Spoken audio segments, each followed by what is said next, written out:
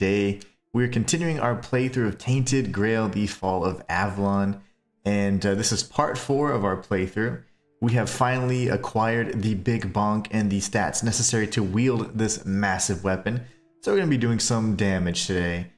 We now have 12 strength, which is really the requirement in order for us to wield this weapon, so 12 strength is where we're at. We are wielding the big bonk right now, which we obtained from an area near the good druid's little hut, and or the tomb, I should say. And right around here, we were able to find a croakmaw and some druids that were praying, and behind them was a chest. We grabbed the big bonk, and that was kind of the weapon we decided to work with. We're going to be jumping straight into the action today, and instead of kind of just going for side quests and a lot of talking, we're going to go straight to Sinan the Giant. And from there, we'll be able to explore kind of this big chunk, pick up some more side quests, and then we're going to do a little bit of side exploration, explore a handful of caves and caverns, and then we'll make our way to do a handful of like the cleanup. There's going to be a big change that I do, and that's different from kind of my normal path. And so we're going to deviate and explore that side of things. I'm going to explain kind of the consequences of either choice, and then we're going to explore it for ourselves for the first time. So looking forward to having a really fun stream today, guys. Let's jump right in. So before the end of the day as well, I'm going to activate and show you how to activate the Shadow Blade quest armor quest line. Trust me, you guys are going to like it. So Sinan the Giant's the only one left. Let's go and see if we can have a chat with our giant friend. We're going to kind of go the scenic route, honestly, take this main road here, just so that we can have, maybe get experience along the way, engage in combat with whoever shows up. It's always fun to do that, and we're going to try out a new weapon, which is really the most exciting thing for me. Oh, okay, they haven't respawned yet, doesn't seem. We did clear out this little area not too long ago. All good and well, no worries. We're just taking the scenic route here. Let's charge this up and see what it does. Oh, oops, I missed. Oh, yes. Daddy likes. That takes up so much stamina, my gosh. That's all the stamina. But it's fine. This is fine. This is fine and well. Okay, so let's see here. There's my little cow patch. There is a bear over there we're going to avoid because the bears are quite aggressive. But we're going to be heading this way. Don't forget that there is a keeper here at this location. If you are walking along the King's Road, he's just kind of tucked up against a stone there. And he does have a keeper's tag, so you can turn that in for some gold. There's our horse. I'm gonna be honest, I rarely use the horse. It can't be harmed, it seems to be invincible, but I'm still very cautious to use it. And also the controls are a bit rough, so I typically don't mess around with it too much. Just so you know, to the left of this, we're gonna be heading up this pathway right here on the other half of King's Road. But what we're gonna do right now is just tag this druid shrine if we haven't already. I think we already have, yeah. And if you offer or make an offering to the druidic shrines, you get pieces of their armor. So it's really nice. Marcus says Dave, Allison, Steve, Sarah, Mike, Kelly, Susanna, Nick, Jane, all say hi, and the rest, the whole crew. What's going on, my friend? Welcome to the stream. I wanted to start a bit early just so we can get as much in as possible. So super glad you guys are going to be playing alongside. It's going to be awesome. And I hope you guys save me some food too, because I'm hungry. You know, I never eat breakfast. So I'm in the U.S. right now. I'm in Texas specifically, and right now it's it's like 10:50 a.m. So it's like super. It's like early in the morning, and for you guys, it's already like 6 hours ahead, right? And it's funny because it's like I typically don't eat breakfast. And by the time I'm done with my stream, which is 2 p.m. my time, I'm like hangry. I'm just a hangry guy. So I was like, save me a burger. Save me some of that barbecue. But alright, so let's see. Ah, okay, good. No. That's actually a quest. So, we are going to chat with this guy. I wanted to test out my weapon, but don't do that on quest givers. So right here under the King's Road Bridge, there's going to be someone named Barak, and he is going to be, it's an interesting quest. This is one that you can fail, and it is missable. So based on the decisions that you make by interacting with some NPCs located around this area, when you investigate the shore, you're going to find an NPC that is tied directly to this quest. So there's a lot of overlap in the different quests and quest lines. So I actually failed this quest. So I'm going to show you guys how not to fail it. Unfortunately, it comes down to really either timing or making a decision whenever you have like a moral gray decision to make to save one NPC or the other, right? So first things first, we are going to activate this side quest, and then we're going to go straight for Sinan the Giant. So let's talk with Barak real quick. He's a bit of a hypochondriac and like a superstitious guy. Heavens above! What have you done? You shouldn't be here. Definitely should not. There's no escape from this place. Just look at me. I'm stuck. I like how the deer's just sitting there. You're stuck, but you can get up and leave any time. The deer is literally just there. There you go. You're messing up my stream. He's gonna push me away. He's pushing my character. Get up and leave? What a joke. I see his little noggin. Oh, no. It's not that simple. And if you value your life, you'll stay here too. My curse is contagious. So he believes he's cursed and like the bridge is falling down around him, and if he moves that he's going to die. So he's like, no, get away, don't get the curse. Just look at this boulder. This one here. It tried to kill me. And it wasn't an accident, oh no. No. And you, I guess, were just curious what you could find under this famous road? Pretty much. Dear me. You found a whole load of bad luck. And a curse to boot. But, well, if we're to die together, I guess I should introduce myself. I'm Barak, a knight. Or perhaps a would-be knight. I don't know anymore.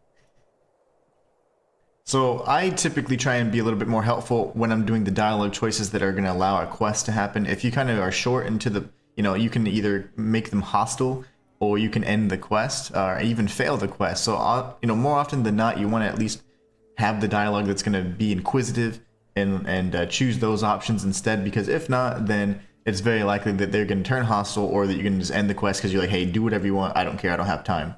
And you literally have choices that say that. So instead we're going to say, so we can't come out from under the bridge because something bad will happen? You just try leaving and you'll see. This stone block broke off the King's Road when I was sleeping. If it had fallen a few inches closer, I'd have ended up a bloody stain. I think it was a coincidence. There is no such thing as a coincidence. The gods aren't lazy. And the one who cursed me gets along with the gods pretty well. About the curse, where did it come from? I didn't bring it upon myself. It was that damn priest clad in red. With just one look, he brought misfortune upon me. And then I brought it to Lemray. Who was Lemray? Oh, my dearest Lemray. This is fun. We had a wonderful time together. I've never had a better steed. She carried the weight of the world. Me, that is. Then one day she just died. A rather rude goodbye, considering how long we'd known each other. A rude goodbye. And how does this curse manifest? Well, it's obvious, don't you see? This stone block almost killed me. Lemray died before that. I was also attacked by bandits on the road and almost spotted by a band at Del Rita. Before that, somebody stole all of my money. And my helmet, of all things. But you survived all that. Maybe you're lucky after all. Nonsense. You'll see. Soon something will bite me and I'll die. Or another boulder will fall and crush me to death. Can I help you in any way? I would like to leave this place, that's true. I'd like to find someone to reverse the curse, but I can't go myself. Do you really want to help me? No problem. I'll return with an answer. I'm not going anywhere, but I look forward to your return. Okay, so now we have a new quest, and we have a new journal entry for Barak. He's one of the NPCs that will actually be listed. There's Lemray. I feel so... She's tiny, though. She's a really tiny horse. But anyways, now that we have Lemray, there's actually no loot here. We have this Barak quest going now. It's called the Age of Excuses. And once we meet and explore the coastline, we meet an NPC around there. It'll all kind of come together. I'll show you guys, of course, how to do all that. What we're going to be doing is kind of Bethesda jumping up this area here. And this is the other side of King's Road. Oh my gosh. I'm going crazy with it. This is insanity. The big bonk is bonking. It's bonking so good right now. That's insane. Oh, this is good. This is good. Wow. Okay, that damage is incredible. We'll get the wooden shield so that we can sell it. The spear type weapons are actually quite rare, I would say. You don't find them too often. There's only a handful of enemies that carry them. So I usually pick them up. I love collecting things in my files. I'm a hoarder of sorts. But what we'll probably be doing is, getting rid of some of these things and then keeping some of the more unique items. But anyways, dang, that was amazing. Okay, I'm gonna save. I'm just more so than anything just hesitant that I might lose some progress if it crashes. I haven't had any crashes, but it's likely because I'm streaming I'll get a crash or two. Can you imagine, Marcus? Can't beat bonking people. That was insane. The AoE splash damage on that does so much damage. Look at this. This poor guy. One-shotting. Just one-shotting these guys. And yes, we're going to pick this up. Oh. Oh, okay. Don't do that. That is insane. Oh my gosh. Ow, my face. Did you just hit me with an arrow? No! That's a slow draw, brother. That's gonna cost ya. That was insane. I'll tell you that I cleared out this area one-shotting everything as my sniper, as my stealth archer, but it took a lot more effort than me just bonking people on the head, which is largely more satisfying. Marcus says so. Oh yes, yes. Figuratively speaking, of course. So there's some enemies over here. We're gonna clear out this entire area first. Honestly, there's a really cool quest that I just found in there. There's a lot of secret quests, and some of which I'm gonna be showing you how to unlock and obtain and all that. If we just go right where that bandit's at, we'd actually go straight to Senin the Giant. Oh! Dodge the knife. What? The donk. Okay, we got him. Gotcha. Excellent. Did I loot this already? I did. Okay, so you know what? We'll fight Senin the Giant first, because it's actually pretty quick. Now, I don't know how powerful I'll be against a boss type enemy, but we'll do our best. I'm afraid I'm going to aggro all his little friends. You come to me. Oh, I forgot you're a mage. My little axolotl's scaring me. You've got a big sword, brother. I'd like it.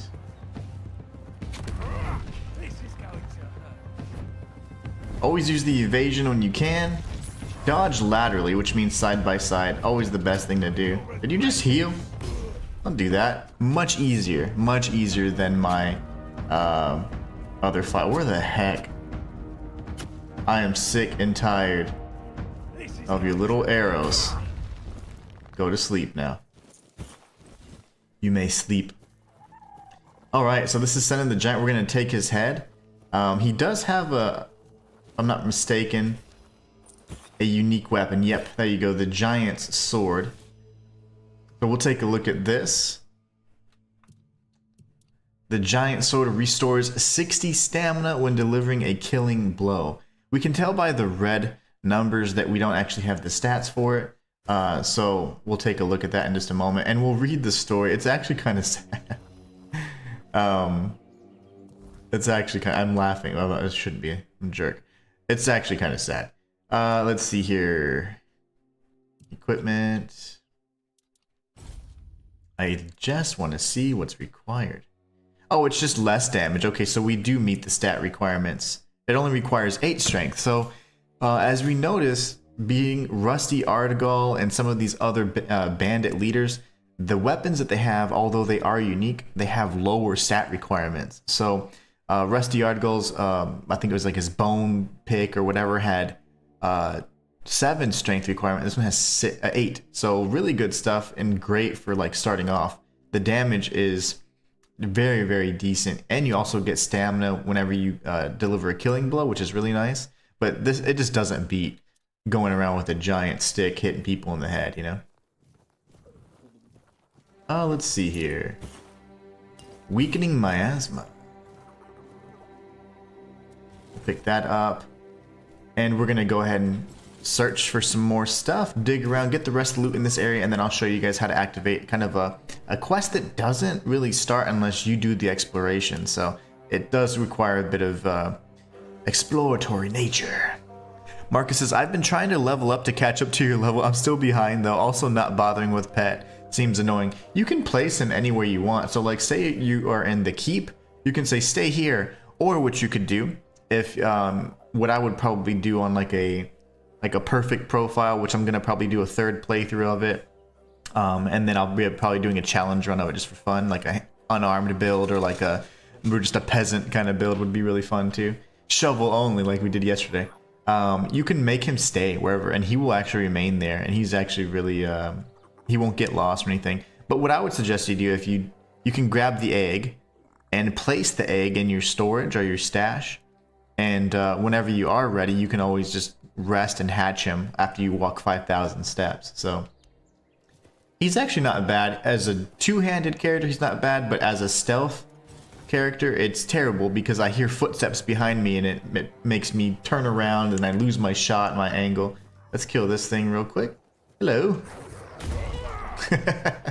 Oh, I love that. So all of these corpses are going to be looted already. There's a reason why there's like a massacre here in this area. But don't forget to loot this casket. There's actually some pretty good stuff here. Inside, there's going to be an alchemy table and just a few basic ingredients. Ah, yes, the infamous shovel build. You know, I would totally go either unarmed or a peasant like shovel type build next go around. I would gladly do a challenge run. But I want to do like just for my own personal, and it's been a long time since I've been able to just do like something like this for myself. I would love to play the game off stream again, but have like a file that doesn't make mistakes and gets all the loot that I want to get and all that stuff. Because the my off stream file right now, I've failed some quests because I'm just learning, and it's my very first playthrough on off stream. So I'm trying to catch up to my off stream profile on this one. But fortunately, with all the mistakes that I make, I can learn from them and not repeat them, so that whenever I'm playing with you guys, I can show you guys how not to mess up the quests. The hunting jacket is actually pretty neat. I'm going to show you what exactly it does. It's good for bow builds. So as you can see, the hunting jacket reduces the stamina cost of bows by 15%, which is huge. That's a lot of stamina reduction. And you're going to have the dexterity for it. Perception is going to always help as well, because that helps with like your crit damage, if I'm not mistaken, or your sneak damage. One of those does one of the other. So in either case, the hunting jacket is very good. And you can get it in the kind of the barn behind Sen and the Giant. So really, really good to have. Again, every time I show or find any kind of unique loot, I'll be sure to showcase it for you guys. But yeah, that's about it in terms of the other loot, aside from this little buried chest here. So we're gonna grab all these things. Remember, we're not really using a bow in this build unless it just calls for it, but we're going two-handed, baby. So now we can go up here and we're gonna start clearing out this windmill area. The windmill is just directly across from Sen and the Giant. There is this guy up here we're gonna bonk, but we're gonna go around and inside and around actually. Who goes there? My gosh, that is mean. That is just mean. You'll regret this. Oh, I missed. Come on, little axolotl, save me. And he doesn't do any damage or anything like that, just, you know, the axolotl is as precious as he is. He is quite worthless. He's just for good looks. Marcus says, Dave here. I cheesed the Lancelot armor and sword with a glitch. Just hope it doesn't break the game. Marcus says I'm an idiot. I know about the glitch, just so you know. I actually... Well, here's the thing.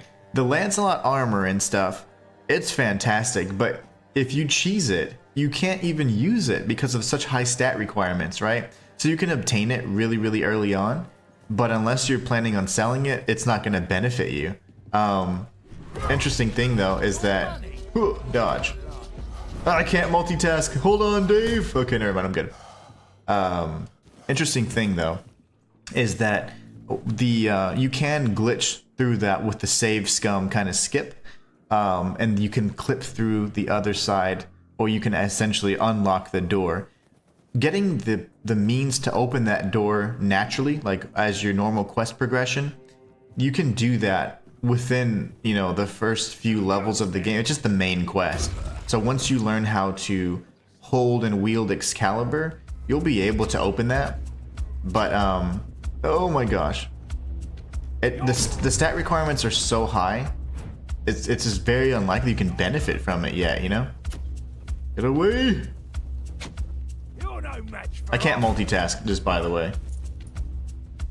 Everybody who's been watching me long enough knows this. Whoa, my gosh. Wait, that... Uh-oh. Did I just get a twofer? 2-for-1 special? He's just gone. Oh gosh, there he is. I heard the music. I knew it was time to dance. Small pebble? Yeah. Of course we want the small pebbles. Yeah, it's too funny. So you can certainly get that gear, but the stat requirements are so high. If you get it in the normal story progression, even then I didn't have the requirements for it because I was kind of speccing specifically into stealth and crit and archery, but you should have the proper stats by then. And it's just kind of going through the main quest. You're gonna find that you can wield Excalibur. The funny thing about all of this though is that, you know, in this game, and I think it's just a testament to the design. Like, yes, this is like a AA kind of studio. It's not like, oh my gosh, the best game in the world. I think it's fantastic. I love games like this, and it's got just enough kind of like, you know, kookiness that it's fun. You know, like there's still things to break and all that. And just like any Bethesda, you know, you can break Bethesda games, and I've, well, not in a while, but it's been a while. But you know, you can create awesome builds and completely destroy that game too. But what I'm trying to say is that this game has essentially all the main quest stuff. You can skip right to it. So like if you want to wield Excalibur immediately, or at least the power of it, you can actually just spam potions and go for Excalibur and just try and pull it out. And you can certainly do that. So again, like, it's crazy that the game allows for all that kind of like, hey, I want to just rush the main quest or whatever. It's really neat in my opinion. Marcus says, I saw that cheese as well for later. Level 15, everything to... Yeah, it's like, literally you have to have like, I think it is 15 of just about like, you know, the melee type stats. Where did I go? Oh, here I am.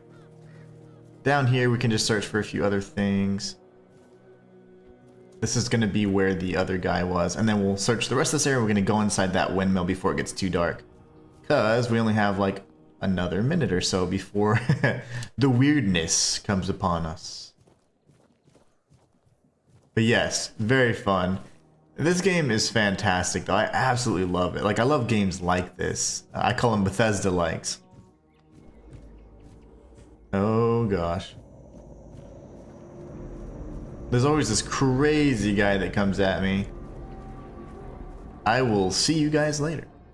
So at the mill, there's two ways you can go. You can go up to the very top, which is what we're gonna do first, and then you can go all the way down. So this is just from the very entrance. That little guy scared me, my gosh. I'm so used to being stealthy though still.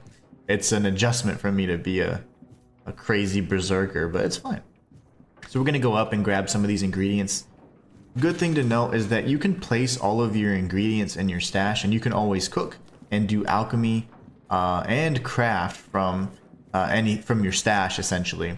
The only thing that you can't do, which is kind of annoying, is say that you're trying to grab like or place a relic in your weapon. You have to have the relic on your person. Kind of silly in my opinion, but hopefully something they'll be changing. Looking forward to the first round of patches for console. Because the biggest one for me that makes like quality of life, it is absolutely very, very difficult to deal with, is the fact that when you're in your stash, you can't see the item description for the things you're putting away or taking out, so it's super annoying. But yeah, Lancelot stuff is really cool. I have faced off with a few of the Knights of the Round Table already, and I'm in Area 2, or Quanacht, which is the second area. That area's got tons of crazy, crazy stuff. And even more, I would say, difficult encounters. Larger dungeons as well. And there's one that I was in that I was like, wow, this is vast. And there are so many quests and things tied to it. Alright, so we're going to grab all the good stuff. And actually directly on the other side of that wall, there's going to be someone called, I think, Kate the Bald or Kate the Blind or whatever. And she is not very nice. So she's going to be the same level as any bandit leader. So we'll be taking her on as well. Let's see. Sarah says, hi, Sarah here. I'm sorry to go off topic, but I'm playing a battle mage. Is there a good armor for this build? Thank you. There's tons of good armor for that kind of build. Specifically in Area 2, you're going to have a battle mage type set that's specifically going to give you have like strength requirements and what is it? Is it practicality or spirituality? And it increases your mana shield and things of that nature. All of the knights in particular, I think Lancelot as well does have some of those requirements. We'll go into my stash on my other file at some point, and I can show you kind of what, well, it's kind of hard to do it without the item descriptions, but some of the higher tier armor, like the boss armors, are going to have hybrids. Battle mage type armor where you have like strength requirements, so it does like medium or heavy armor, and then it's going to give you a boost for either spell damage or your mana shield. So yeah, there's tons of sets like that. Those you're not going to really find into Area 2 though. There are a few though to say in Area 1, and then also, is your battle mage using like two-handed or one-handed, or are you going with like a bow kind of battle mage where you're shooting? Because there's tons of bows that have hybrid damage as well, so you're going to have like your physical damage plus an elemental damage. And then I would say nearly all the one-handed swords, they either have like, the unique ones anyways, have bleed, or they do apply some other really cool spell, so it's pretty nice. So cool, thank you. Oh, absolutely, Sarah. Yeah, so there are plenty, and they look awesome. One thing that I love about this game is the armor design. It always looks so great, and you will be finding lots of sets. Those are going to be a lot of boss drops, though. So, like, right here we have a boss. You can always tell because of the skull icon. The boss drops are going to have a lot of the hybrid type armor or very specialized kind of sets. Area 2 has a lot more battle mage type stuff, and then depending on which path you take, you can also have tons of sneak type items. Area 1 has a lot of like, there's tons of stealth items as well and hybrid bows. But I would say Area 1 has tons of those, and then you have several two-handed weapons for like your Berserker kind of builds. Two-handed, okay, nice. Yeah, so there are going to be some two-handed weapons as well, like if you hold on, a heavy strike does elemental damage and other things like that. If you're watching one of the first streams, I showed you guys how to obtain the lightning, which is the hammer that we're going to be using. It is a lightning hammer, and there's a video that I have for it standalone, and it's also in the stream where I show you guys how to get that hammer. You need 12 strength and 4 endurance for it. So because we only have 12 strength right now, we're going with the big bonk, which is absolutely devastating everything, but when we get the 4 endurance, we'll be able to use the lightning, which is like pretty much a Thor hammer, a two-handed Thor hammer. But anyways, time to kick some ass. It's Bald Kate, not Blind Kate. My bad. I got her name wrong. Oh my gosh. I ran out of stamina. Charge. Wait here for her to come. Oh, she's good. She's good. Dodge. How do you like that? Oh my gosh, I'm out of stamina. I'm not used to this being so heavy. Don't do it, Kate. Okay. Okay, look at our health, by the way. Oof, okay, so we picked up a few things from her. We're going to eat some food so we can heal over time. And we're going to take a look at all the items that we just got from her. So in our inventory, if we go to our bag, we can see we got some boots, just leather stuff. The Bald Kate's tunic isn't bad at all. This gives you increased damage if you have full health, and it just increases your melee damage in general. So as we get more endurance, that will be something that we can maybe switch to. The Grief Torn armor, we've kind of grown past it at some point. Marcus says, sorry, it may be confusing, but everyone's using my feed. Oh no, that's not a problem at all. I like that actually. It's kind of fun. That is not a problem at all. And anybody that has questions, as I've gotten to area 2 and I'm like making some definite progress there, but I've cleared everything in area 1, so I can certainly give you as many tips as possible that I'm aware of. The branding iron, I have not seen this weapon anywhere else, and although it's not blue in the background, I considered it a unique weapon, so I kept it. War pick, you're going to see plenty of war picks along the way, so nothing special there. But this one's fun because it increases your attack speed. So this is just a unique ring you can get. I had this on for a period of time just so I could, strike a little bit faster. And really, that's about it. I mean, she has some other decent stuff on her, but that's really the notable items.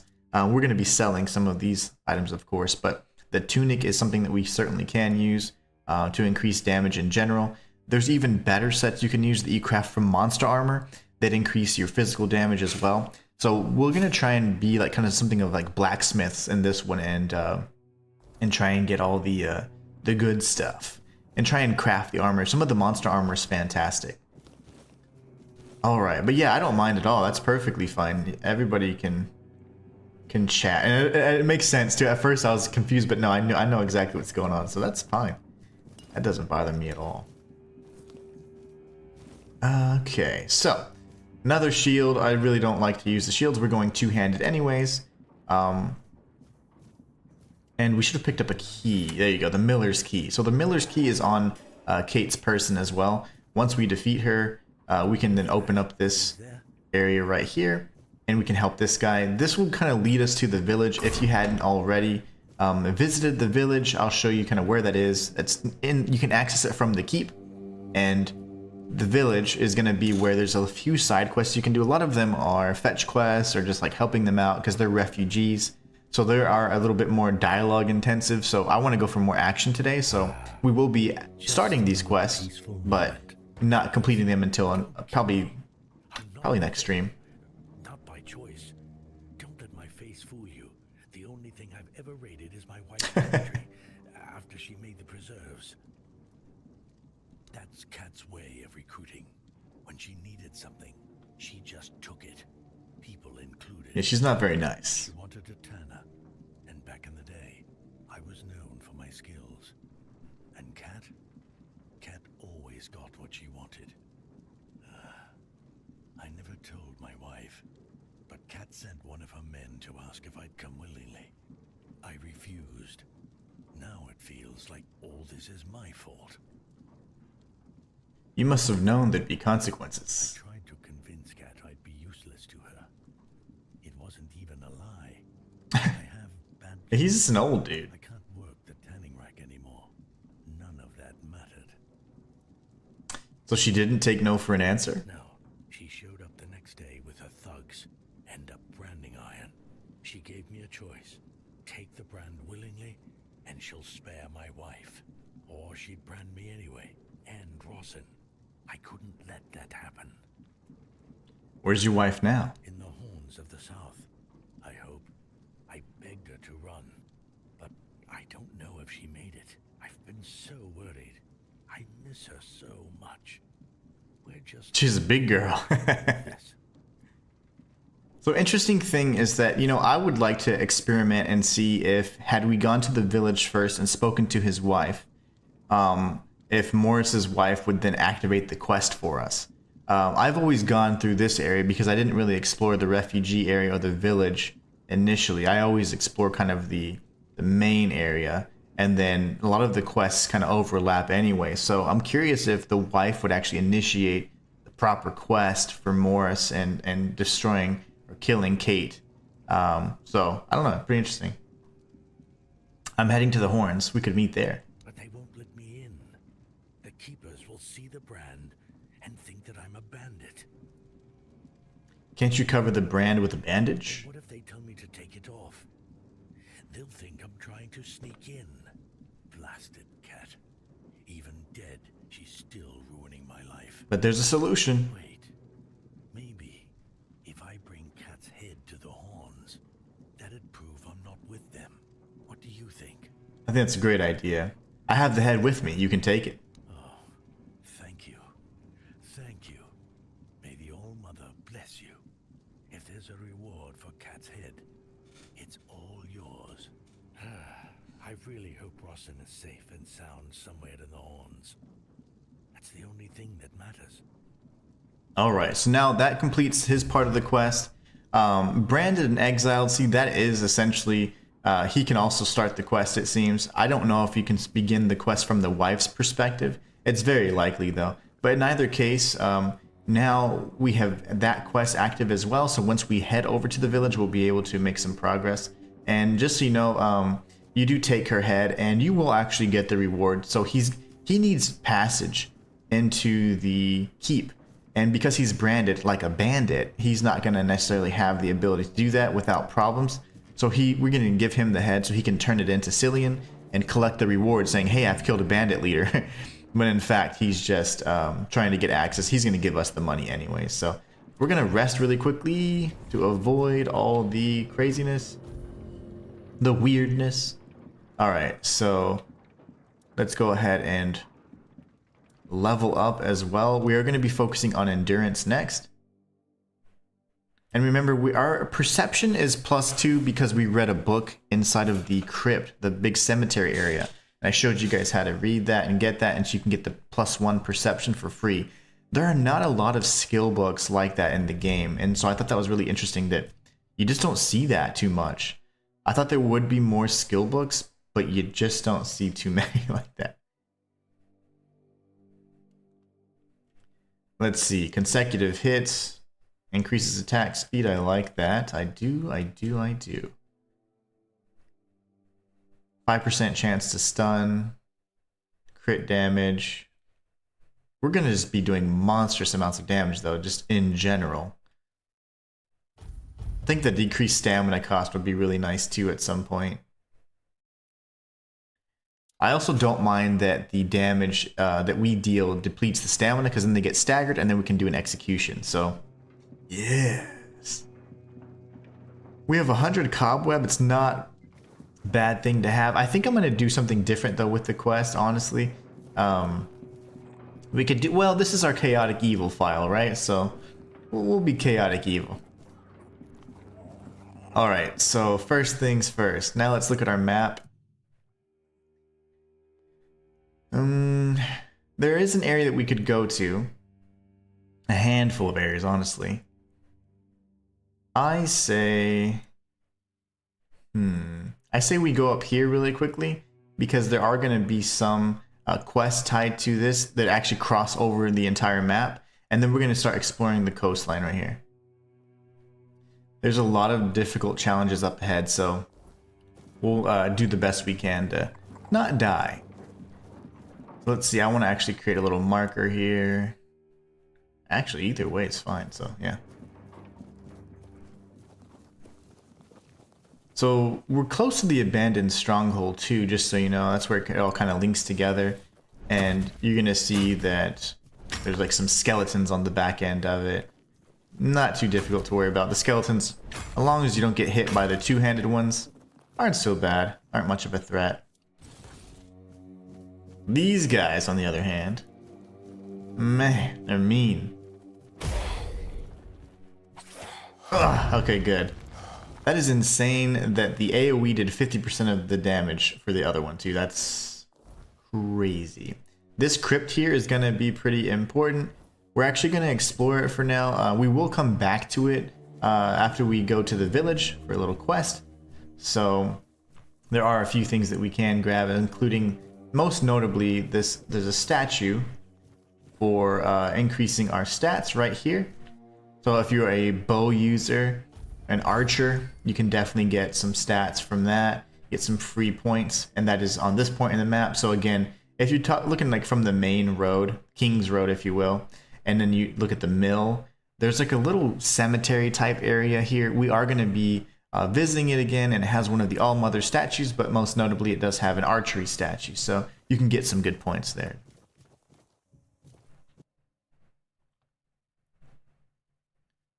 May these raspberries symbolize strength. So each of the All-Mothers have different types of offerings you can give. So raspberry, mandrake, and rosemary. Here's another All-Mother statue. Who's there? The living don't come around here without a good reason. What do you want? To bring me peace?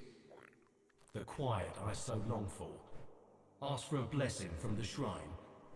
You don't want to do that. It never ends well. I'm haunting the shrine against my will.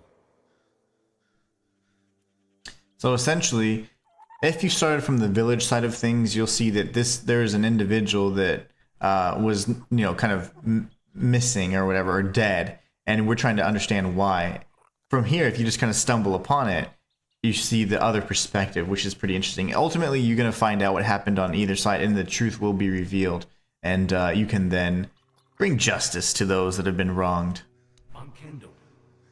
Or I used to be. I don't know. I'm too stupid for this. Yeah, That wasn't what you asked me. I don't remember much. I was a keeper, a lance corporal. There was an ambush, bandits. They killed me on the spot. It was right here, exactly in this spot. And from that very moment, I've been bound to this shrine. But I don't want to be. My place is there, in the horns of the south. Alright, so I can say, can I help you? I need to finish my service. I need to rest somewhere more appropriate. Take my remains. Find Berg. He'll know what to do. That's all. And so that's so interesting that by finding it in this way, you actually have a slightly different interaction. Otherwise, you're revealed like the truth of what's happened, and it's pretty interesting. So we're going to dig this up here. His remains are just right here in this corner. And we're going to pick up Kendall's skull. And we're just going to continue on our merry way for now. But yeah, that's about it. There's tons of roses here as well. Remember that picking up roses isn't a bad thing to do, because you can craft a stronger variant of the health potion once you get the recipe. So there, we'll be getting the recipes before long. Burdock root's going to be good for mana potions for all the spell users out there. And then there's this too. The archer's quicken gloves. So again, they have tons of things for archers. In my opinion, some of the best gear you have here, but this does quicken your draw speed.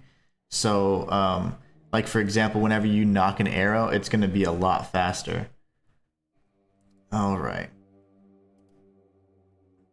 And I'm just kind of taking some notes. I always take notes as well. So there you go. So there's the you can actually get another set of those, just so you know. There we go. It's right in the area with Kendall's grave. Good stuff though, for the most part. That's about all the loot. You can of course loot all the rest of the kind of like the alchemical ingredients if you want. But we're going to be making our way back over towards the main road over here. She's a big girl. There's a little corpse eater over there, the little bastards. All right. More of those little red feet guys. So we're actually going to be going this way, so my bad.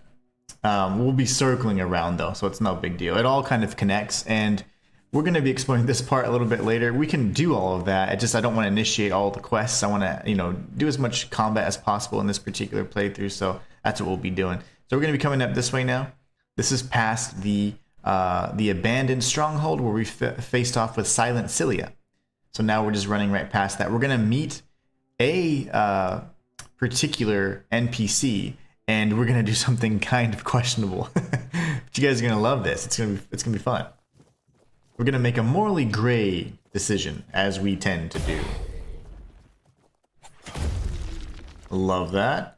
Make sure to get the Monster Blood and the Iron Teeth. You can, if you're a stealth archer or stealth build in particular, you can craft some really excellent gear that enhances your stealth damage just off of their gear alone. Monster gear is really, really good. It's typically only going to have like one effect though, like increased fizz damage or increased, you know, something of the rather. So it's always one thing that it really focuses on, so not a bad thing to spec into. Don't you dare! The Disgraced Knights do have the ability to cast magic as well, so just be careful with that. Who the heck is shooting me? It's so funny because these fights are playing out way differently than when I first encountered them, because I was getting an angle on them from afar and just sniping everybody. So in this particular one, I climbed up this rock here and I was just sniping everybody. A tincture, you say? Steve here. I am level 20 with dual knight armor and eclipse sword. I'm struggling now to level up. Any tips? I'm still in Horns of the South. Marcus just told me to shut up. So you're struggling to level. Is it just, are you trying to level just for the sake of increase? I mean, I say this and I'm not, always know that I have the best intentions, but I'm saying this. Are you leveling just for the sake of, oh, I want to level and get like super like min-maxed, or are you actually struggling with survival and you can't get past a certain area? Because like wanting to level is one thing, right? Just wanting to get the number up, or I'm struggling with survival and I can't, you know, successfully win encounters or anything like that. Just trying to see if there's a problem or if you just wanted to level and figure out how to like maybe farm XP.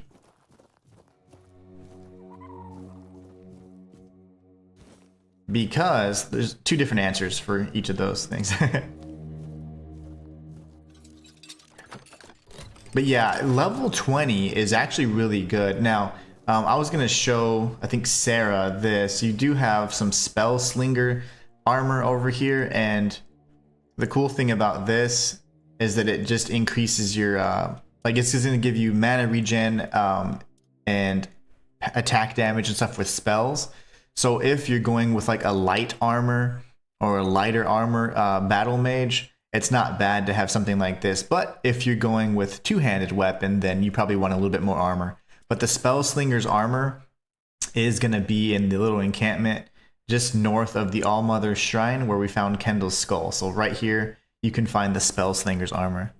Steve just wants to be OP. Yeah, so in that case, yeah, you know, some of the best things you can do is the enemies that respawn, like there's like a Croak Maw that respawns over here. You want to defeat the enemy, those like higher level enemies that respawn. You complete every single quest that you can and go into all of the dungeons. There's always going to be bosses with those. And then based on your abilities, like whatever your kind of play style is, like for me, like I'm constantly sneaking.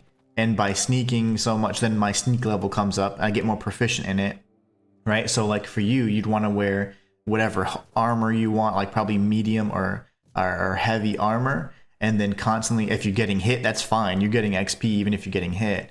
And then just continue using the skills you're good at, essentially. Like if you want to be super agile, like, you know, increase your agility just by jumping around a lot. And that's going to help you max out those skill levels that then give you XP to level up your character level. So hopefully that helps out a bit. But yeah, when it comes to the farming, you really just want to farm the enemies that respawn that are most powerful. So there's like a Croak Maw, and there's some other like stronger monsters that can spawn. Always do every quest you can though, because the quests give you the greatest amount of experience, and then clear out every single dungeon you can, and that's going to be max out your XP. But in terms of like true farming, I haven't really found a good way. So anybody that's followed me for a while will know that I hate grinding, and I do challenge runs like all the time, right? So typically I'm like super at a disadvantage, and I find ways to win anyway. So I typically either am like low level or whatever. So I don't like grinding because it makes me get burnt out, and so I typically avoid it. But yeah, games like this you can certainly benefit from grinding. It's just not really my play style. But yes, you certainly can. I would say focus on like any of those respawnable monsters. They give you a lot of XP, but then the quests, honestly, in general, are going to give you the absolute most and the biggest boost. I don't know of a true farm, and I probably not the best person to ask this because I don't farm. I don't grind. I'm against it. I am totally against it. It's because I just get bored. All right, so really quickly, we're going to go here. We're going to go to this little Tomb of the Good Druid here, and then we're going to be circling around kind of the long way. And then we're going to go around the coast and explore all of this as well. And we're going to actually be going into some of the quests in that vicinity. So from here, we're going to be going straight to this bridge, okay? And then we'll be exploring everything else. There's a lot of great weapons. Steve says cheers, bro. Marcus says shut up. Sarah here says thank you, big kiss. Oh, you're very welcome, Sarah.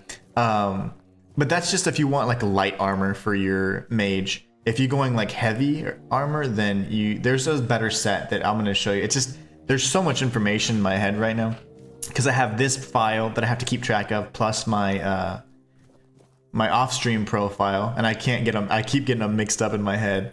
You know, the one thing that would honestly fix all of this though is if I was able to see what was in my inventory, I could simply just switch over to that file and show you what was in the inventory. But it's a lot more difficult to do that because you can't see the item descriptions on console. It's just a bug. So here's another druidic shrine. It's never a bad thing to just make the offering. Anything you have, you know, like any animal part, and you will always get some like part of an armor set. So every time you have a druidic shrine or you come up on one, as long as there's an animal nearby, just kill it, offer that part, and you'll grab a piece of the armor. So the druidic shrines are going to be marked on your map. So say for example you don't have any animal parts, you can always go back around and make the offerings to them. So we just picked up the waning breaches, I think. So this is going to be giving us additional mana and regen. So not bad. Not something that I would use because I just don't use any mana. I've gone stealth archer and I've gone two-handed, and I am loving two-handed. Tons of fun. So what we're gonna do is go around this way. I don't think we've already explored this area, just so you know. This was a bandit encampment that we explored earlier, just beyond the stronghold for Silent Cilia. But this right here is the main road that's gonna lead to the bridge, and this bridge is gonna lead us to Brock Mayala. Or no, this is Brock. Brock Mayala is another person. Did you make sure that no one from the Queen's entourage was following your trail? Beware her spokespeople, and if you're acting on her behalf, be gone and perish. So just so you know, in this, if you're thinking, hey, his armor looks awesome, I wish I could have it. I can show you how to get two sets of it. So so he's panicking about some queen, and you're gonna notice that a lot of his references are kind of like referring to like bees and stuff, and that's the first thing I picked. I was like, uh-oh. This is going to be something kind of crazy. Now, there will be a special encounter that hopefully we can trigger that will allow us to get an invitation. And this will open up a really cool quest line that I have not yet finished, actually, on my other file. This is one of the few things I haven't finished because of the massive amount of like farming you have to do. But anyways, we could say, what queen? What are you on about? The first time I saw her was years ago, when night fell over Brock Mayala, and the gatherers had already fallen into a peaceful slumber. Then the first sign appeared, a harbinger of what was to come. The mist, thicker than ever before. Wilfred was the first to notice it, as he still tended to the beehives. Finally, from the milky shroud suspended between the earth and the sky, an unexpected procession emerged, led by the Queen of Queens. Oh. We were lucky to be wearing our attire. What happened next? Who is this queen? Along with the mist came stinging troubles. The Queen issued a decree, and that meant trouble. That's right. Troubles are like bee stings. Man swells from them, and later on, he doesn't even resemble a human anymore. The most important thing is that both Brock and Brock Mayala were protected. Yes, that's the most important thing. Your attire is very peculiar. It's the attire of many families from Brock Mayala. It protected them, just like it protected me. That's right, but I can't give it to you. It shields me from the Queen's gaze. I am invisible to her. I hope you understand. No one wants to be noticed by her. That's what you think. I want to be noticed by her because she's awesome. I'm going to show you exactly this queen bee that he's referring to. And it's not Beyonce. Who are you? Depends on who's asking. Do you bring trouble? Or are you in need? Do you hear the buzzing of the bee swarm? Or are you carrying that noise yourself? No, I can't hear any buzzing from you. Hold on. You don't know what you're doing here yourself. And you are looking for answers. Or the right questions. Ah, well, same difference. Same My name is difference. Brock. If you need something Brock from Brock Mayala. You've come to the right place. So he does have a shop. We can take a look at it. It's honestly very underwhelming. Marcus says 5 watching, but really 25 watching. Everyone loving the stream. Awesome. That's such good news. Did send you a message on Ko-fi to explain we are all in my main lounge as weather's so bad. I saw that. I saw that right before I logged in. So it would be pizzas all around. No barbecue. That's right. I forgot about that. But hey, that's another way to go. You know, it's been raining over here a lot too.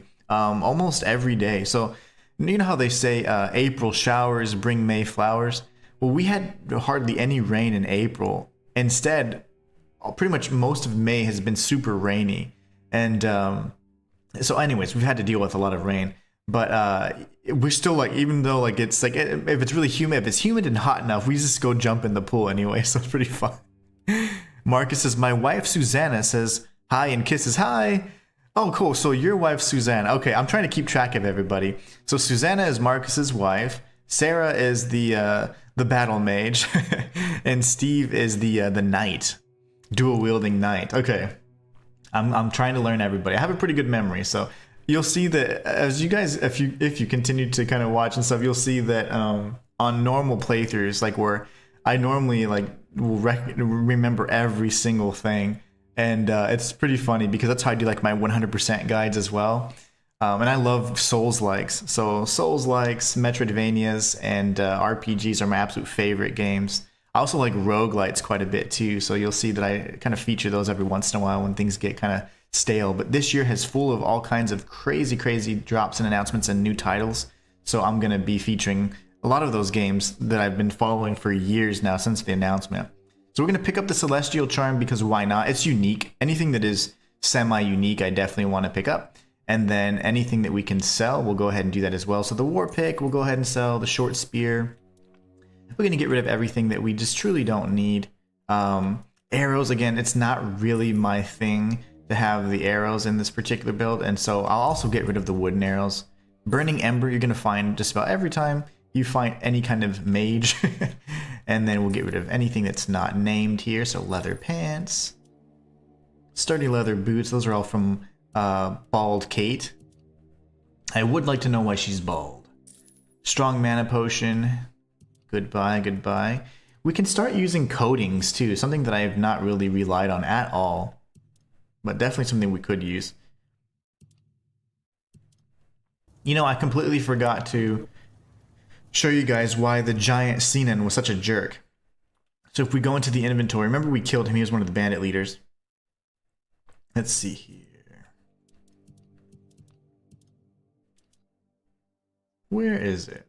Young boy's letter. Okay, if we read this, it's pretty sad. So you're gonna find out why Sinan was such a jerk. My name is Sinan.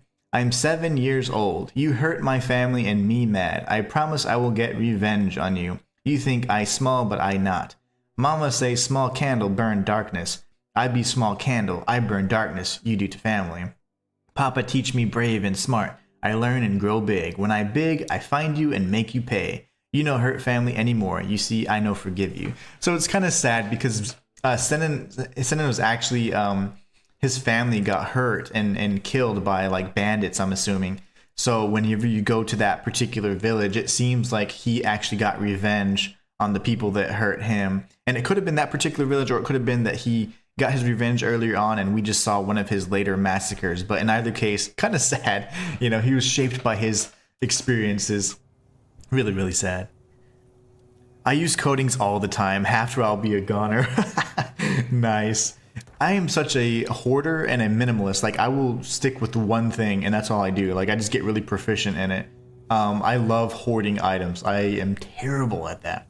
So just so you know, if we went to straight that way, we would actually be going back to the Tomb of the Good Druid, which we are going to be exploring in just one moment. If we go to the right, there's even more. There's like an All-Mother Shrine and all of that. But if you had missed out, this is where we obtained the big bonk. So there is a fast travel point over there. We're going to find the Croakmaw and take him out, see if we can get some good XP from it. And this is the Tomb of the Good Druid. This area is incredible. I don't know if you guys like scary movies. I absolutely love scary movies and sci-fi and thrillers and all that stuff. And we're going to be going in that tomb in just a moment. But for those who missed out how to get Big Bonk, I'm going to show you guys how to get it. First things first, we're going to take out this Croakmaw if we can, hopefully. Fingers crossed. So Steve, this would be a good thing to farm. It's got a good amount of XP. Especially early on anyways. 700 XP is not bad at all. You get an Ethereal Cobweb as well, which will be useful for the next quest we're going to be doing. And then here are the Druids. So there is a shrine here that you can interact with to get, I believe, spirituality increase. And then you would dig up this chest and you'd get Big Bonk from here. So it'd be right here on the map. So if you're going like from the keep, you follow any of these pathways, honestly. You can go to King's Road even. And then at the bridge where you meet Brock, you can go left past the Tomb of the Good Druid, and then in this area you'll see the Croakmaw and the chest you can dig up to get Big Bonk. But anyways, I wanted to show you guys that. Also, that's what I find quite important if you're farming Ethereal Cobweb, is this is one of the nodes. There's not very many, so there's only a few nodes where you can farm consistently. Kelly, what's going on? Kelly says, hi. Kelly here, just wanted to say hi. Hello, hello. You guys are awesome. Thank you so much for the support. You know, the funny thing is, I always like to explain this, but we're going to go in the Tomb of the Good Druid. I started off as a content creator, and I was like, you know what, I'm going to do the stream. I've been a full-time content creator for going on 4 years this September, but I've been creating content for 9 years. And 9 years ago, I was like, you know, I'm going to start with the content first, and then I'll do streaming. And I didn't know, because I'm self-taught everything, so I didn't realize that that was actually kind of a negative, because it's so much easier to grow the streaming community and then pull them over to the videos and the content you do, and vice versa. It doesn't really translate the same. And so I was like, dang, now that I've been doing content for so long, I just want to really focus on more streaming. So I've been trying to grow this community, and it's been an absolute chore. Like it's like, you know, it's growing very slowly, but I am loving it. It's so much more fun to me because the content that I do, I have 3 channels. I actually have more channels, but 3 that I will officially claim. And so this is one of my smaller channels. This is the channel that has instructional guides and things like that. I stream on it and whatever else. Well, I have a lore channel, and the lore channel is kind of the one I started out with all those years ago. And I used to love making content for it until I just, like, people are just kind of nasty sometimes. And unfortunately, you put in all the work and you have this awesome theory or whatever, and then like people in the comments would just tear you up, you know, and initially that would just destroy me. Like I was like, my whole confidence would just be shot, you know? And it was so funny because I was like so sensitive to that. And that's why I created my other channel, which was my 3rd channel now, but it was my 2nd channel I created. It's called Inhuman Universe. That's now being rebranded to like my reaction channel and stuff, but I used to make content on that just to get away from all the criticism and all that. It was so crazy. I was like I guess I was the one that was like, oh my gosh, I'm being cyberbullied or whatever, you know? And I was like, why are people so mean? And I was just like not sure. I was like, why are people so hateful, right? I'm just trying to make fun content. Long story short, that's not the point of the story. But the point of the story was that I was like, oh, creating content is because it's harder, and I want to make sure I master that first and whatever. Now that I've been doing this for so long, I'm like, I wish I would have started streaming so that I could have just pulled everything over from the streaming community instead, because you already have people that enjoy what you do and they want to support you. But anyways, I just thought it was kind of interesting that, you know, you'll learn all this in retrospect, and it's been 9 years. So I often like to state that this is one of my smaller channels because I have a much larger channel that allows me to pay the bills and eat. But this one's the most fun to make content for. Anyways, fun story aside, this is the reference to, is it The Conjuring, I think? So if you guys like horror movies, this one's pretty neat. So Annabelle, you can collect wooden dolls from the Grindylows, right? And this one's called Annabelle. This is actually an amulet, and I saw this, I was like, this is insane. So really excited about that. But this restores 15 health after you kill an enemy. So if you have this amulet equipped, kill an enemy and you get some health. I thought that was so neat because, come on, you have a doll named Annabelle in a creepy little place like this. That was pretty neat. Absolutely loved it. Steve says, nice one, bro. Marcus says, you are so good at streaming. I watch and see a lot of creators. Once they get a big following, they get a very big head. Don't reply to messages, etc. I support people like you. Oh, no doubt. I appreciate it, man. Because honestly, it's people like you that allow people like me to grow and have a community like that. And I want people, like a community of people like you guys, you know, because I don't necessarily... just so that you know, like when I first started, I did care about, like, I want 100,000 subscribers. I want this, and that. I had all of these crazy like goals that were just based on numbers. And now, as I've done this for a period of time, years and years ago, I changed my perspective and was like, you know, I don't care about the numbers. I want to just I want to do what I love and not have to be worried about hitting certain metrics, you know. And my goal was like, hey, if I can provide for my family and do this full time, then I already won, you know. And so with my wife's support, I was able to do that. And I'm just really happy for the opportunity. But here we get a Druid's Wish Gem and some other goodies. You can read this note. It's going to be about like the experiments. They've been taking in children to try and heal them. And honestly, they're not really doing the best job, but they are trying. So I support people like you. We support, I should say. Everyone just cheered. Nice. No, you guys are awesome. But yeah, it never deters me or makes me feel like, oh my gosh, I'm only have 1 or 2 people watching, you know. That never bothers me because I know you have to start somewhere. And I've been doing it for a long time. I've been streaming for quite some time. But growing a community consistently that can, like, you know, have a big viewership all at once, it usually takes a while. And because I have 3 channels to manage, I'm not able to, stream as much as I should, or as much as I could if I really wanted to grow it as big as I wanted to. So I can stream 5 days a week and I do like 3 hours a day, but that's not enough. You have to do more. And so what I have found is that I like to just balance it out though anyway, so I don't get burnt out. So because I have the other channels, I typically, in the summertime, I only stream 3 times a week, Monday, Wednesday, and Friday. And then I do content on the other channels Tuesday and Thursday. And so that way I can schedule it throughout the week. But it gives me time. Otherwise, I don't have any help. It's just me. So I would prefer it that way too, because I'm a bit of a control freak. Like, I'm like such a perfectionist when it comes to certain things. I'm like, I'd rather be the one to mess it up. We have lots of potions, guys. Probably more than we need, but I'm okay with that. So here we have this other area. This is going to be kind of like another taste of the Red Death. We haven't really seen too many individuals inflicted with the Red Death, but we're going to get our lucky charms here. This is another amulet that gives you gold after killing an enemy. So if you tie this with the Smuggler's Dagger, you get 10 gold from killing an enemy with the Smuggler's Dagger, and then you get 5 gold after killing an enemy with the Lucky Charm. So you can get the Lucky Charm from the same Tomb of the Good Druid, by the way. Sorry, we keep breaking your flow. Oh, no, not at all. Not at all, man. It doesn't bother me. Honestly, it's more fun that way, in my opinion. Otherwise, I would just be narrating my thoughts. When I first started this channel in 2019, it was 100% live. I did nothing but live streams. And the funny thing about it is that I had nobody watching.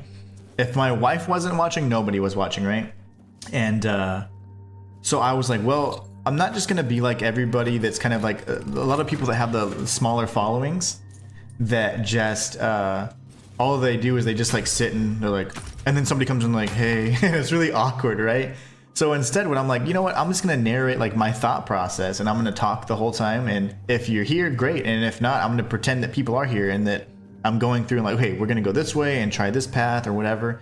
So me kind of narrating my thought process and what I was thinking about, really, when people would come in, 1 or 2 people, they'd be like, oh, And so they'd get more comfortable around it. And it wasn't so awkward. It's like, hey, it's just you and me.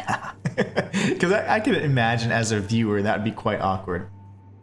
These letters are just from the parents that are kind of thankful for the work that the good druid's been doing. He has been trying to heal the children, of course. We've got some journals from the druid. Did I read both of them? Okay, good. But yeah, I think it's funny. I don't mind, you know, the small and slow growth. Like, that's perfectly fine for me. I would much rather... Oh, Sarah, Sarah, I have something for you. Look at this. So in the Tomb of the Good Druid, which I completely forgot about this, but I knew there was something like this. We have the Battle Mage set. The full set it looks amazing. So I'm actually going to put it on for you so you can see, but it gives you max mana, spell power, and it gives you, of course, a good amount of armor. So I'm going to put this on so you can see it. And then we'll replace it. But you have this. You have this. This. And this. And it does have a pair of gloves as well. There you go. So you can look pretty awesome as a battle mage. I'm going to actually go, and because I'm not on PC, it's harder to see your character like that, so you just have to go to status. But Sarah, there's a battle mage set for you right there. I think it looks insane. As I've mentioned before, the armor in this game is just fantastic. Marcus is 20 watching here, bro. Actually, you don't need to stream all the time. Quality over quantity. A lot of creators get that's not the point, and they stream shit for the sake of... Yes, they just stream just for the sake of streaming, right?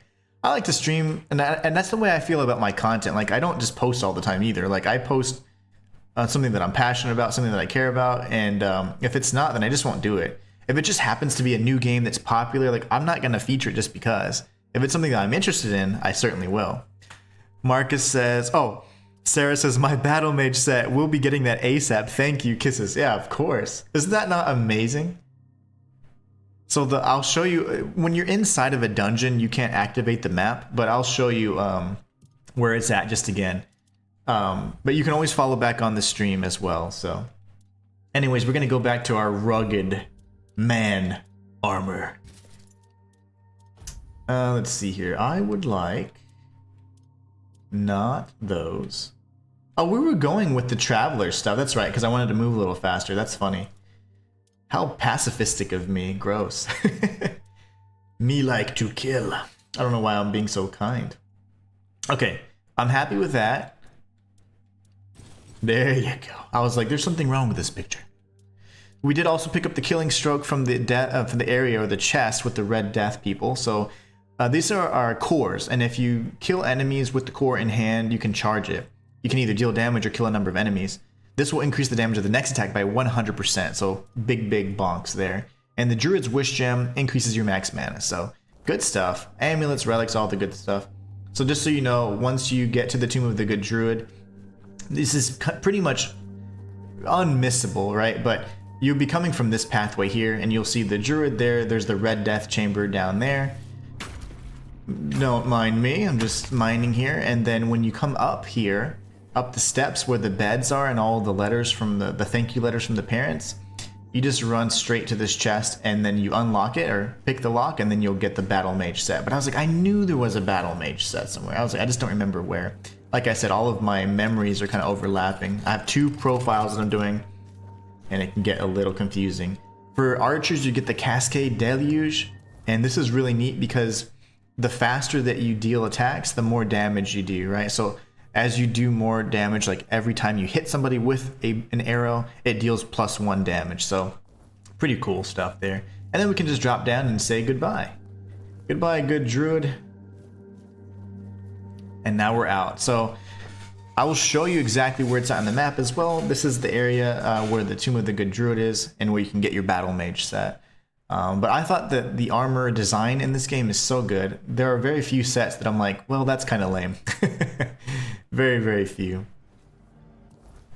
So we're going to go to the map really quickly. So if you're starting off like from the keep, you can just make your way past Marg, his camp, and the cemetery, and then you go past the abandoned stronghold, and then you'll find the bridge where Brock's at. And you can just cross over if you don't want to do that, and you can tag the fast travel point. And then right on this little node here is a little island, and it's the Tomb of the Good Druid. From there, you can get all the stuff we just showed you. So we're going to be going this way now. There's going to be a Tomb of the, well, there's going to be lots of stuff over here. So there's going to be like an ancient, like cromlech, where you can do a druidic ritual and things like that. That's going to be tied to other quests. But I do want to interact with a few of the other NPCs on the coastline before we do all that stuff.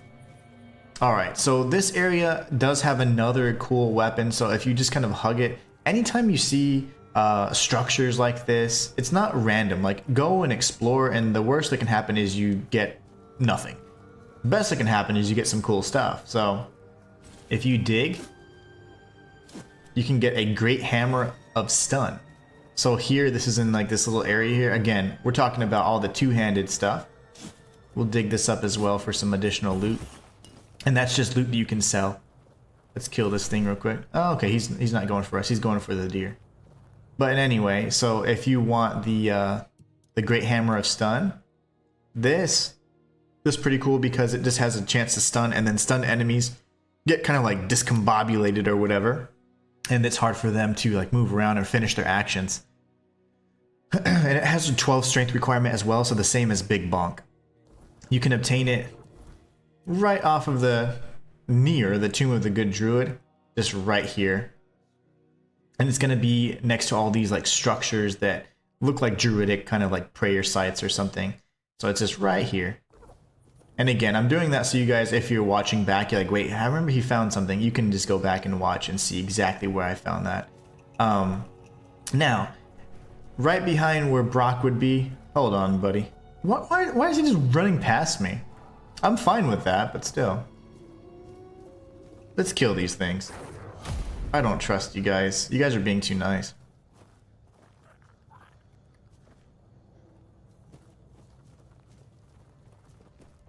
There you go. Go to sleep. Down, boy. Down, boy. Let's go ahead and rest because I do not want to get killed by all the weirdness. I just spam rest twice if it wakes me up. So okay, so this would be the path to the bridge right over here.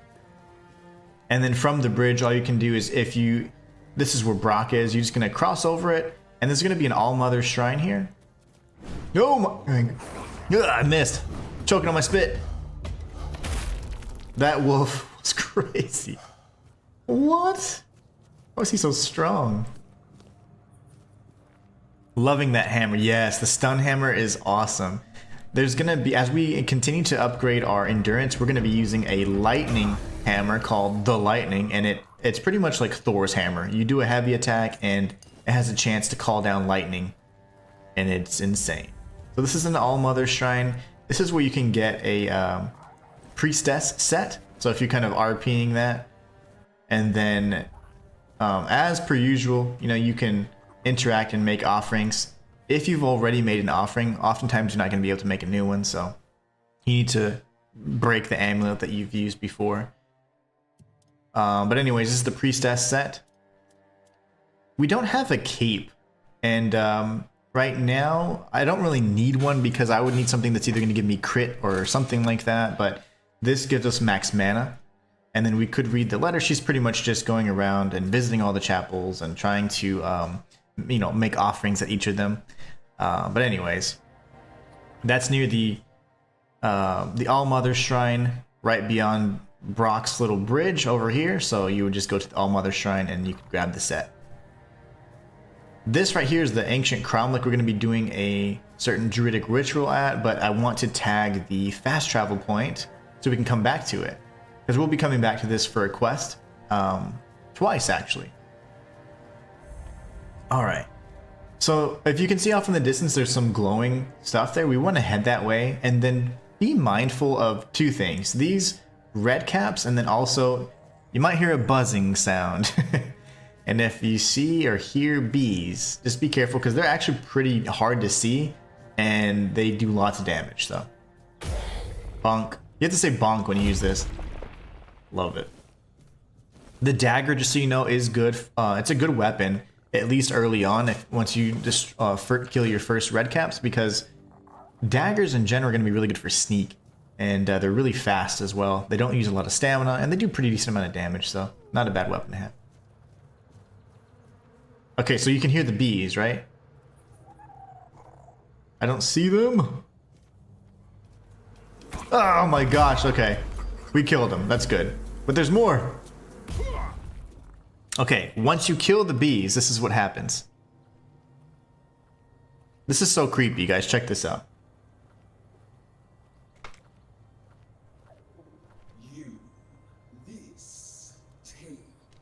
Okay. What is this? An invitation. The Queen. Her word. The highest law. I am a servant. Okay. So just so that you know, once you defeat the bees, I always head towards this area right here, and I'll show you exactly where it is on the map. And then, Jane, I will read your comment in just 1 second. Let's see. So, the best thing to note about this particular area is there's a chest, and then you have the ethereal cobwebs as well. Another location you can get it. And I thought... No, I think it's just right here. We're going to pick this lock really quickly. This is a hard one, as they say. I'm a master thief, though. So, Winter Prism. That is going to be a another core, and you can charge it by dealing 1,000 damage. Cold damage in particular. What happens is once you actually activate it, all these spikes will come out and from the floor actually, and it's pretty awesome. So there's a bunch of different abilities you can use. Even if you're like a battle mage and you don't really want to spec into spirituality, you can use the cores that by dealing a certain type of elemental damage or a certain number of damage or killing a certain number of enemies will allow you to trigger these cores, and they keep going. Like they don't get consumed upon use. So. Alright, and then we're going to read the Queen Bee invitation. So Jane says, "Hi, Jane here. Finally got a chance to say hi. I am playing a mage style. Everyone just booed." That's so mean. No, mages can be really OP. And in this game, honestly, if you want to deal the most damage the quickest, you do want to go with a mage. And you can obviously even choose to go the route of, like, in the beginning, you can use like the blood transfusions, and you just stack bleed. And it seems like bleed stacks pretty much infinitely. So a mage is actually one of the most powerful builds, I'd say quickest, or the earliest in the game. Not only that, but you can use the cheese spell. If you can use Rumpel's spell and make everything cheese, that is worth a playthrough in and of itself. So boo, no booze, no booze. Because honestly, the cheese spell, I would do a playthrough just so that I could make everything cheese. But anyways, Jane says they're also melee aggressive here. Yeah, we're men. Melee men. Anyway, wanted to say hi, loving the stream. Thank you so much, Jane. No, just so that you know, the mage build is truly one of the most powerful just out of the gate. So it is something that I had experimented with. I've done multiple starts, but I just stopped and then I just said I'm going to focus on 2 files. One off stream where I'm just a build that I would like to play, which was the Stealth Archer. And then I said on stream, I think I'd like to do something different. And the opposite of that would either be mage or two-handed, but I think two-handed was a little bit more popular, so I went with that route. But the mage was quite powerful. When I found the cheese spell, I was like, oh my gosh, I would do a playthrough just to make every enemy cheese. But no, I think one of the best things about this game is that you can play any way you want and even make certain decisions that you want, and it has different outcomes. So it feels like a new game every time. And that's just a testament to how awesome this game is. Marcus says, no sneaky magic cobblers, bonk, smash, destroy. Yes. That's what I'm going for. Anyways, even though part of me wants to do this sometimes, I want to crouch and shoot something from a mile away. I'll have to show you guys my my other file. My other file, like, I can one-shot anything from like a mile away, and I've gotten really good at the shots. I did a little showcase of that early on when I first started. It was like a day after I got it, and I was like, oh, I got the physics down. So I'm showing you guys the path that you can take to get to the not only the ethereal cobwebs, but you can actually activate the secret quest here. You kill 2 bees or just swarms of bees, and then what will happen is you're going to get an invitation. The invitation will take you somewhere around this area, and then you can kind of pick what you want to do from there. And we're going to, of course, pick a decision that I've already done before, but it makes sense because it's in alignment with this character. We're kind of like I would say chaotic neutral. We're not quite evil, but we're willing to do some stuff. We're willing to do some things, questionable things. So Jane's the mage, huh? I like that. She's the rogue. Not the literal rogue, but she's the rebel of the group. Okay, so what we're gonna do is on this main path, there's gonna be red caps, and then we're gonna go all the way to the end so we can tag all the points, but we're not necessarily going to clear out everything just yet, because some of these things encounters are quite difficult. But I do want to make sure that we're exploring everything and getting most of the quest lines activated and all that stuff. No, you don't. Stop it. Okay. The funny thing is, you see how whenever they get aggro, they dash around like crazy? Try hitting them with an arrow when they're doing that. That is a challenge. So no archers? There's 20 of you guys, and not one of you are stealth archers? Am I alone in my battle to be stealthy and sneaky? So Shrine of the Bear will give you increased fizz damage. That's not bad to have, but you have to kill bears to do it, and I think now we could be strong enough to actually kill some bears.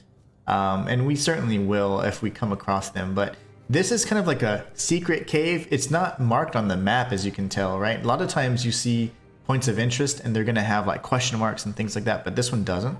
So this is a cave that's actually tied to a quest, and we're gonna wait until the quest is actually activated. There's no need to go in early. You don't get any benefit from it. So there's gonna be more red caps over there. I'm gonna grab some of this iron ore. I'm really used to doing that on my other build because I have to make my arrowheads and stuff, so I need, you know, different types of metals to craft the different types of armors. It's not incredibly important to do whenever you're more melee, unless you're wanting to upgrade your weapon and stuff, but you don't need, there's not a constant need for it like you do for as an archer.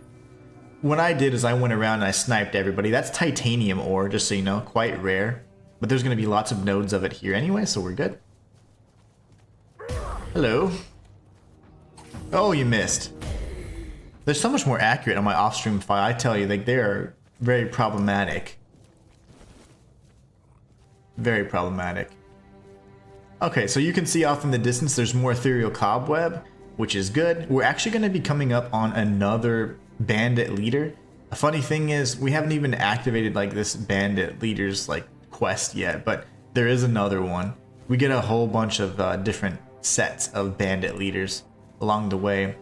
There's gonna be one of these enemies which can be quite annoying. I'm gonna try and hit him. Let's see here. I didn't mean to hit the ogre. Okay, we're just gonna evade. That works too. Going with a strike to the face. It's so different fighting them melee. They are really susceptible to strikes to the head, just so you know. So if you're shooting them with arrows or spells, aim for the head and you'll do tons of bonus damage. There's weak spot damage in this game, so it's really neat. Aim for the weak spots and you'll do tons of damage. So there's the fast travel point. So just to kind of show you what we've done, so we've gone across the bridge, right? And then we tag this fast travel point for the Crown Lake, which has a quest tied to it. And then we've gone up and around where there's two areas here. We have the shrine. To the left is Eckhart's cave. And then to the right, we're going to find an ancient cave. The ancient cave is going to be tied to a quest line. But we can pretty much do most of the stuff now, honestly. And then we'll start going down towards the coast, where the enemies will be a little bit easier. And we'll be able to have a better chance of survival too.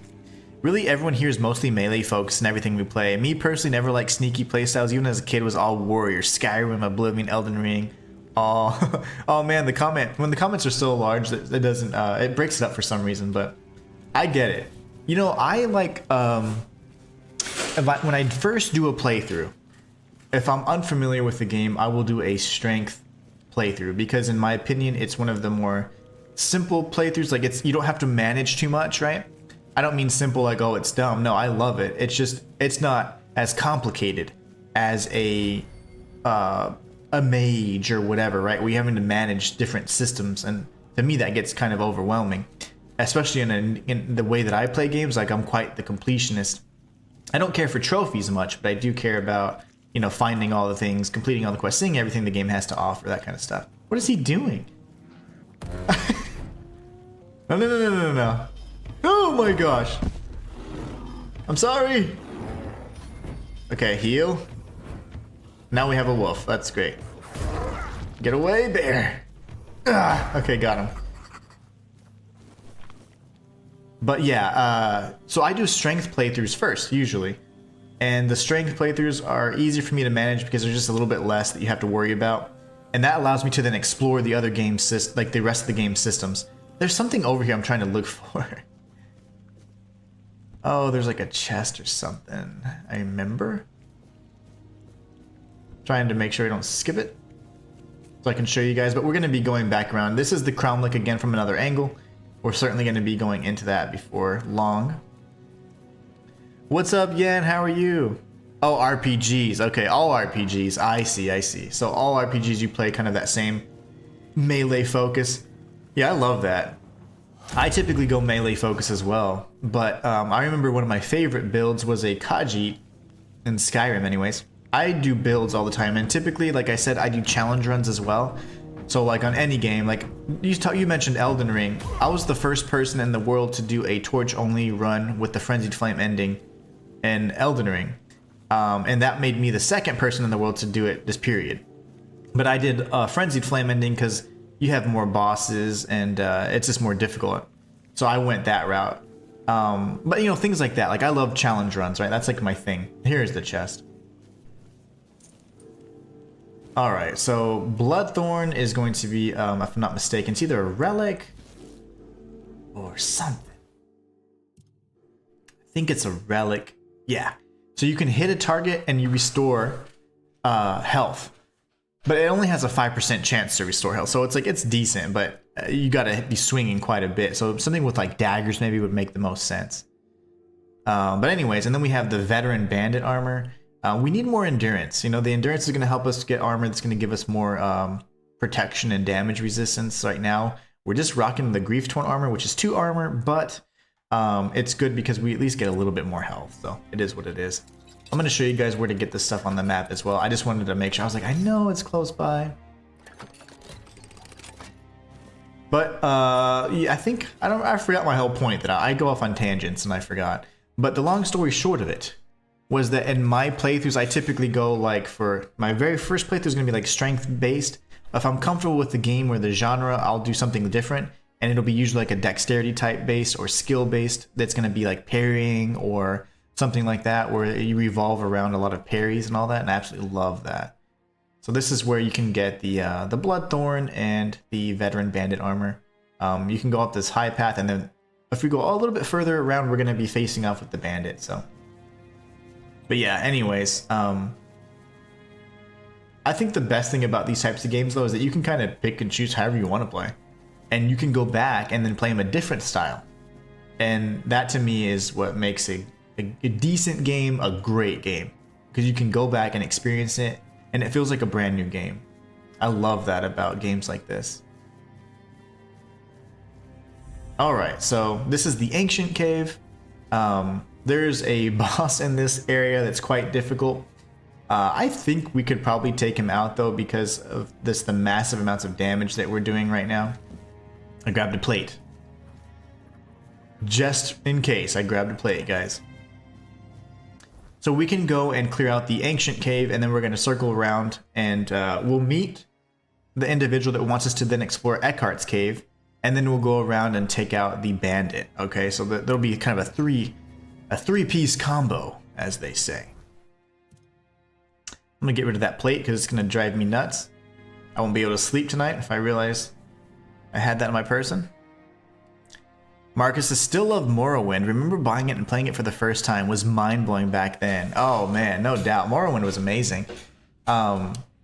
Oblivion was the first one that I really fell in love with, though. Because at the time, Morrowind was still a little, almost like overwhelming for me. But then Oblivion, I was like, oh my gosh. I got a PS3, I bought Oblivion, Fallout 3, and I want to say Metal Gear Solid Sons of the Patriots. And I played those games for hundreds of hours, and I explored everything I possibly could. There's nothing for you here, Wanderer. The doors are closed. And if I couldn't open them, you won't either. Is that so, Tyrannus? So Tyrannus is part of the Alchemist Guild, or the Alchemy Guild, or whatever.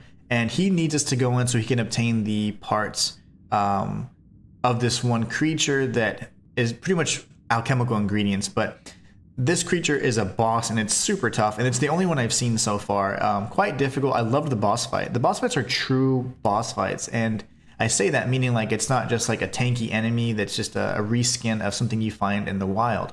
They have different mechanics, and there's different strategies you can use to beat them, and I'll kind of go over those as we are fighting the boss here in a minute. Who are you? Tyrannus of the Thoid tribe, Dalriata. And you? It's a pleasure to meet you. Yeah, let's not be too rude. When we're in the dialogue options, we're going to pick the options that ultimately are going to allow us to continue the quest. So, likewise, great minds think alike. Great mind. Apparently, they're drawn to the same places. It happens. If you're set on going further, you'll need every bit of life force you have. A curse for killing a member of the Thoid tribe could take half of it. Sounds like a convenient plot armor mechanic. What is this place? I thought that since you're here, you'd know what lies behind these stone doors. You could fly about in Morrowind. Man, I haven't played it in so long I forgot. I think I own it, I owned it, but my original collection got lost, destroyed, stolen, all the above. You don't know what I'm capable of. Many have tried. I thought I was worthy, but I keep failing. I've been camped here for 3 moons. That's a long time. There's no life for me outside this cave. If I can't get through, this is where my story ends. Why do you care so much about getting past these doors? Or, and if I open these doors, what awaits me? I like that one. A meeting. What will I meet? It is death and magic. It draws its power from the ancient mist. Of those who went hunting for it, only a scant few ever returned to their tribes. Yeah, this guy's a badass. And in the mist, for antlers and an evil eye. They say its feet don't touch the ground. Though those are the words of the madman who somehow survived an encounter with it. We call them the Mist Bearers. You want to hunt a Mist Bearer? Everyone from Thoid wants to face one of those wraiths. And I'd love to get my hands on one of their corpses. Those are priceless and can be used for strong magic. If you manage to slay the Mist Bearer, I'll pay you in gold for everything you bring back. At least I'll get something out of this pointless mission. Then maybe I'll invite you to further collaboration. And this is how you would be invited to the Alchemist Guild. So by completing this quest line, you can then do a series of quests for the Alchemist Guild. There's several factions and guilds you can be a part of, some of which are going to have larger quest lines, and some are just for the sake of saying, hey, you have a title now. Return alive and you'll find out. Good luck, Wanderer. May fate be kinder to you than it has been to me. Oh, fate's just fine with me. So we're going to go ahead and track this quest. And because we already have one of the fragments of King Arthur's soul, we can go ahead and interact with this. And off we go. Loving it. So far, just loving this stream. It's been so much fun. Thanks to you guys, of course. This has been an excellent stream. Corpse Eater! Alright, he's dead. Pick up the monster blood because it's going to be a pretty good component and a vital component to making the stronger variants of the potions later on. So we'll be picking up the recipes. Off the top of my head, I can't tell you exactly where they're at, but we will be getting them. Canine meat, I already picked that up again. Gross. I don't eat dog. Sorry. I don't like the taste. Never tried it. Never mind. Just kidding. You guys are going to be like, gross. Undead. So we're going to go left first just because I don't remember. Oh, actually, you can go either direction. It does circle around. This is going to be one of those areas that does converge on a single point. It's a big circle, essentially. A lot of the layouts for the dungeons in this game do kind of come to a single point. Always pick up the ethereal cobweb. That's good stuff. We're going to need lots of it for a certain quest we're going to be doing. One that I've yet to complete on my off-stream file even. Alright. We don't need any more skull and bones, honestly. We have plenty. Plenty. Bonk! There you go. Oh my gosh, where'd you come from? Okay. That's scary. That was scary. Peppermint? Yes.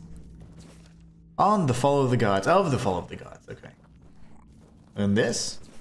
I literally was going around collecting all these because reasons, and mostly because there was a jail, a guard, whatever we call it, like someone that guards a jail cell. I can't think of the word right now. There was a dude that guards a jail cell. His name's Baltazar. He's in the keep, and he said something like, "Oh, I just leave myself to my books." He's like, "Let me know if you want to trade." I didn't know that was just a dialogue choice for him to just open up his shop. I thought he would be like, oh, he's probably being like the naughty books. So I was actually collecting them thinking that he would have different dialogue options if I had one in my person, but I haven't seen him say anything different. So I was collecting all these books, and it was fun. My wife was like, really? I'm like, yes, babe, it's for science. It's for science, I promise. But was it really for science?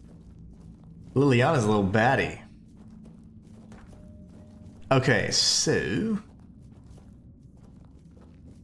if you go this way, that circles back around to where the other corpse eater was, so we can just go that path really quickly. Show you guys how it all just connects. I like to tie the levels together if I'm able to. But this is where the corpse eater was, so you could have picked either pathway, honestly. Oh my gosh. you little bastard. We need to name him. You scared me. Where did you come from? Oh, that was funny. He scares me all the time. I as a stealth player, I could never have him follow me around. I send him to the keep. I'm like, you stay there. You stay at the keep. Marcus, Susanna says, hi, Susanna here. Just wanted to say hi. Marcus told me about tonight and has been very excited about the stream. Everyone really enjoying watching. I'm trying to watch, but I'm doing all the pizzas. Oh, nice, nice. Can't wait for those. Just kidding. You have to tell me what toppings you're doing, and even if Marcus has to type on your behalf, I'd like to know what kind of pizzas you guys are having today. I'll go around and do a donation collection. Oh gosh, thank you so much. But you just know that you never have to do that. Like, I appreciate it, and it does help considerably, but you never have to feel obligated to do that, just so you know. Just your viewership is enough. Like, it's like, the way I see it is when I'm streaming, and this is why I love streaming so much, is when I was little, we could, you play with your friends on the couch, right? And it was like, couch co-op, right? But back before that was even a thing. So I feel like whenever you guys are joining me on a stream, that we're just here hanging out together, experiencing the game, and I really love that. So thank you so much again. I really do appreciate that. But just know that you're never obligated to do that, and just your viewership is more than enough, in my opinion. Just so that you know. I really do appreciate it. What kind of pizzas are we doing? I pick up the feathers because you're going to use those for offerings anyways, and you can make arrows out of them if you were an archer. I'm the only archer apparently, and Jane is the only mage. We're a lonely bunch, you and I. We're the quiet killers. Well, the mages actually aren't very quiet, but they do kill from a distance, right? Okay, so we have this pathway over here, which is going to kind of be where it leads to the Mistbearer boss fight, and then we have this over here. I absolutely am loving the two-handed playthrough, though, I'm not gonna lie. I'm not a stranger to melee, just so you know. I just went with the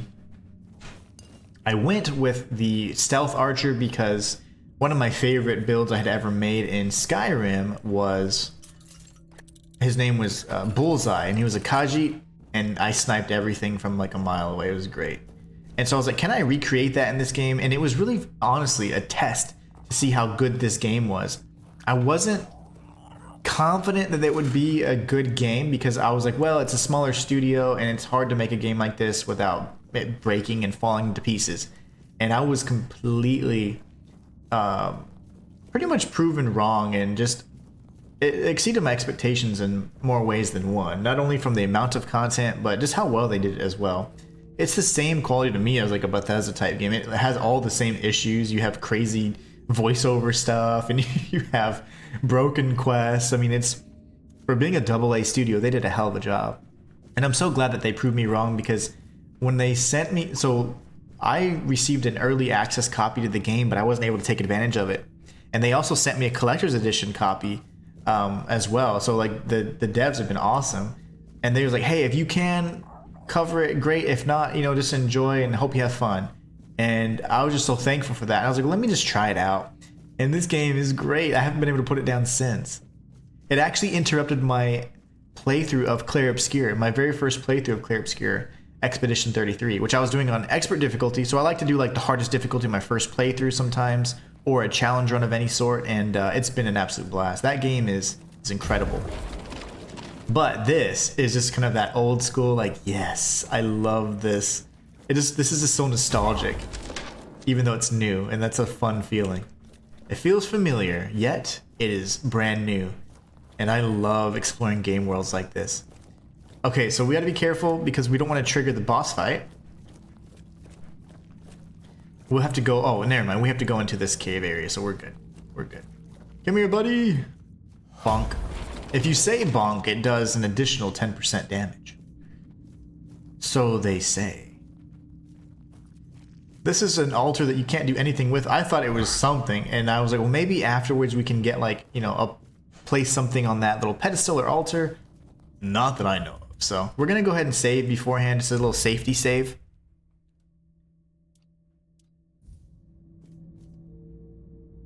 Susanna here. Marcus and I have a nice property on the coast, but downside is weather and thunder now, so we often get power cuts. Oh, that's no fun.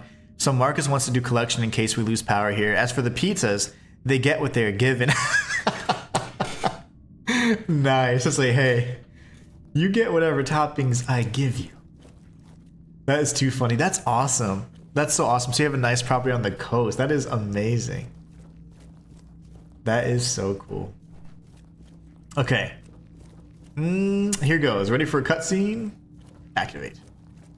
3, 2, 1.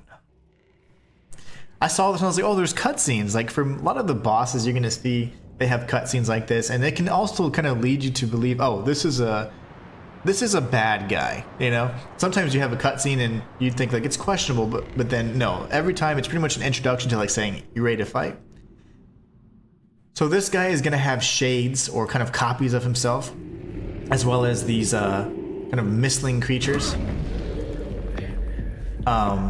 What you want to do is take out the ones that are fake, and they will die in one hit usually. That's the real one, so we're still going to go ahead and do a charged attack here, do some major damage. If you take out the copies first, it'll actually stun him, and you can take out the main one if you want. I have no stamina! So just so you know, I have no stamina. That's the real one, of course. Of course it is. Stamina potions wouldn't be bad right now, just so everybody knows. We killed a mistling just by proxy.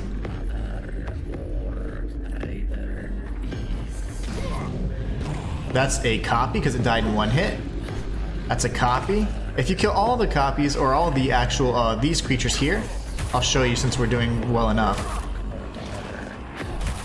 It'll stun him, and then you can get in a big hit. So if you're struggling or having some trouble with it, you can just do that. And honestly, it's a great way to deal tons of damage.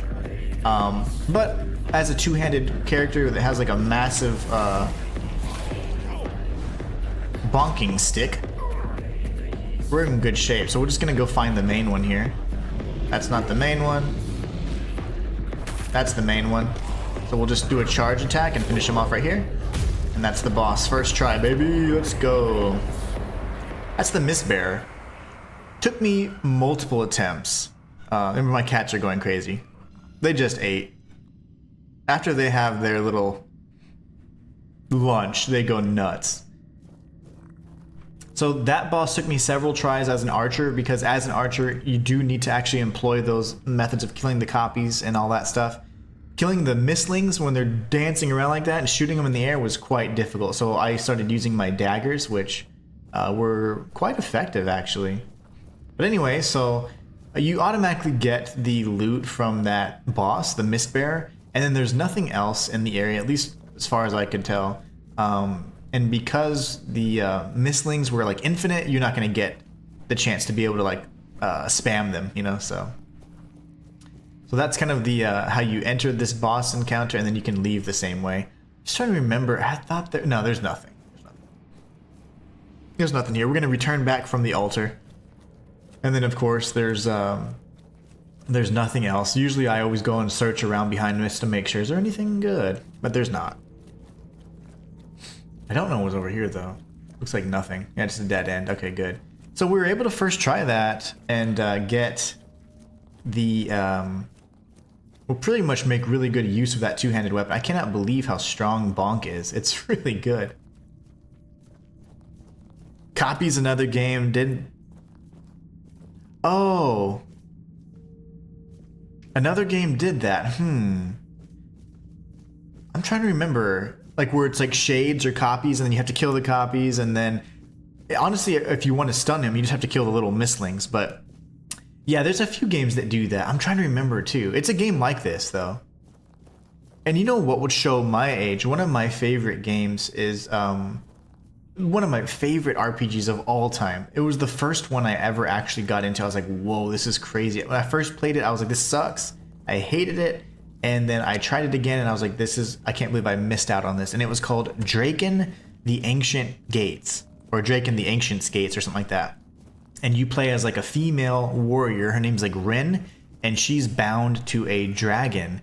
I forgot the name, the dragon, but I forgot. But in either case, you can fly around, you can find all these awesome weapons, but it's hardcore like RPG where you have limited stash space and all of that stuff. So it was quite, challenging. You can't have everything. You have weapon durability, but you can't repair everything. So it was very difficult and unforgiving in that regard, but one of the best RPGs I've ever played. It was on PlayStation 2, by the way. You did it. Impressed. Yeah, I don't remember what game does that. I'm sure there's a few. But I bow to the one who managed to slay it. So the remains of the Mistbearer are just going to be like his antler and his eye and things like that. I just give it to him. You will find those ingredients elsewhere. I have not fought another Mistbearer yet, but I'm sure it'll be maybe more of a regular enemy. I'm not entirely sure. I've not seen any additional ones, but I have found their parts. Excellent. And here's your reward. Thank you, thank you. So, he's going to talk about the Alchemist Guild and how it's interesting that a Dalriada would join this guild, but the Thud tribes are the Dalriada that don't really mind dabbling with magic. They're kind of like, for all intents and purposes, they do the blacksmithing and things like that, but they have different tribes, and some of the tribes specialize in magic and other things like that. And the Thud tribe in particular, they're hated because they do like magic a lot. And they don't like to get up close and personal when they're fighting. So, you mentioned something about further collaboration. Yes, I did. With your courage. Dave shouted out Mario. This idiot, he's drunk now. That's hilarious. Super Mario RPG was fantastic. But yeah, Mario does have tons of bosses like that where you have copies and you have to find the real one. That's actually pretty intense. I would never have thought about that, but until you brought it up. But a lot of the bosses actually were like that. You had to jump on the real one. That's so funny. I'm in. Count me in. So what do I do now? What's my first task? We have a valuable member. Right along the way too. Named Eckhart from Connacht. A very wise man. I have my own mission to complete, so finding out that is too funny. Contacted us falls to you.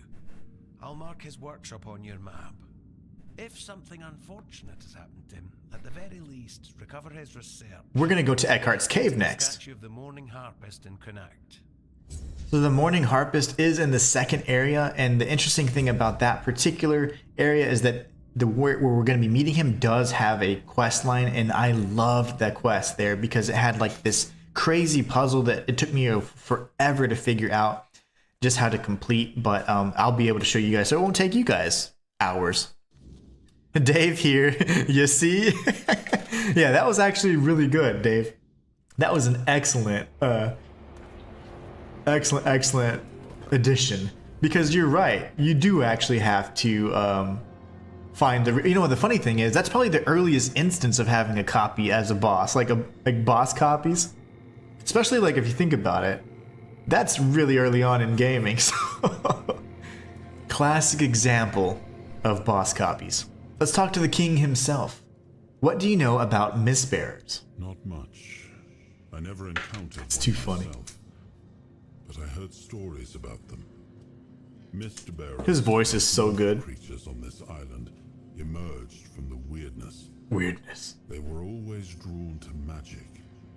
The druids believed they fed on it in some way. Merlin forbade his apprentices from hunting them. Druids were too valuable to our war effort to be distracted by such pursuits, and they were meant to carry on Merlin's legacy should he fall. What became of them after the war, I do not know. Thanks anyways, big guy. We're gonna level up and we're gonna get our endurance right where we need it, and now we're gonna be using the lightning. Oh my gosh, it's real, guys. We have leveled up sufficiently to wield the lightning. This is gonna be insane. Stun. Whoa, that's cool. I'm already doing that with my bonk though, but what to do, what to do.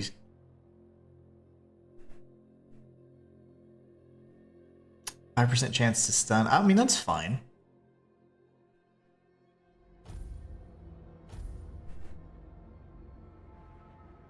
Hold on. I want to reset them all. There you go. That way we can complete that little tree. I do want the reduced stamina, or taking stamina from them is really good. Don't wake me up, weirdness. Okay, good. So we've completed the ancient cave. We're going to be circling around this way now. This is where the ogre was. And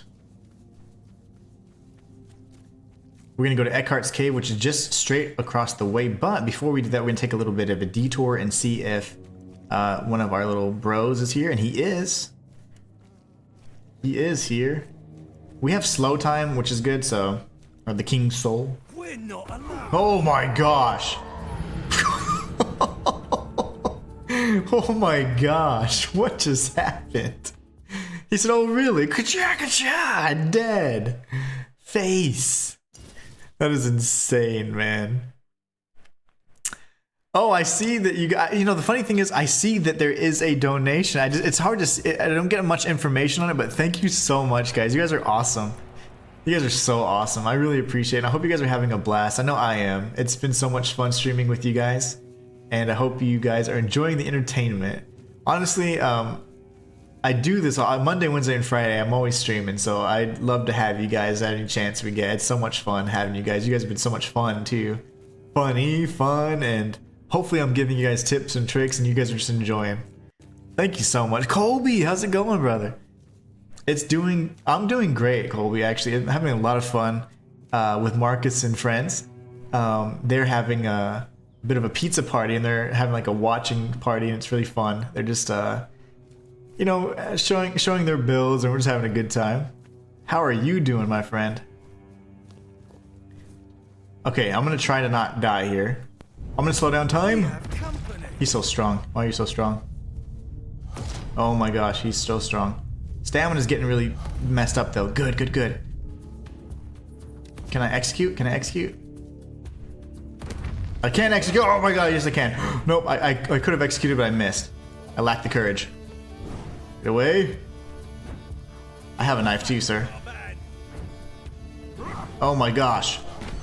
Swing, I'm panic swinging. Colby, help me! Nope. Oh my gosh, he's good. But I'm better. My stick's bigger. Okay, so now we go here. Brahmer's No Face's head. We're gonna get his weapon. It's a good one-handed weapon. Actually has a really, really solid ability, and I'm gonna show you guys exactly what it is. So really quickly, I'm gonna show you what it is, what we picked up, and then where to get it. So the Raven Crest Executioner is awesome. It's a one-handed weapon that does require quite a bit of strength actually, but if targets are at full health, it's always a crit hit, and that's why he did so much damage when he was able to two-shot me. So also, you can't block. so this weapon is amazing. Really, really good for one-handed anyways. You also get the increased physical damage by 5%, so it's the perfect ring for a warrior. Pocket Sand's pretty neat because you can actually blind a target. You can just use it when you're fighting someone face to face, and you spray it right in their face, and then it blinds them just like in real life. And then we got his head. We got the block of ice shield. And then these are like the Mistbearer parts that we didn't sell off essentially. So pretty good stuff. Really like that. When it comes to our inventory though, let's see, what can we change out? This increases our crit chance, and this is our limit. You know, I wouldn't mind changing out just getting some flat damage for crit chance. And then I'm going to show you guys where to get this on the map, okay? So if you want all of that gear that I just showed, it's at the very most northern part of the map here. So cross the bridge, go all the way up top. You'll be passing the Shrine of the Bear. You go around this way, and then you'll face off with Brahmer No Face. But there it is. Colby says, good. Tried out dashing while I job hunt and applied for radiology school today. Oh, nice. That's really exciting. Radiology school. My sister's kind of not in that field, but she's like in the healthcare hospital type field, and she says that radiology is really good money. Radiologists do quite well for themselves.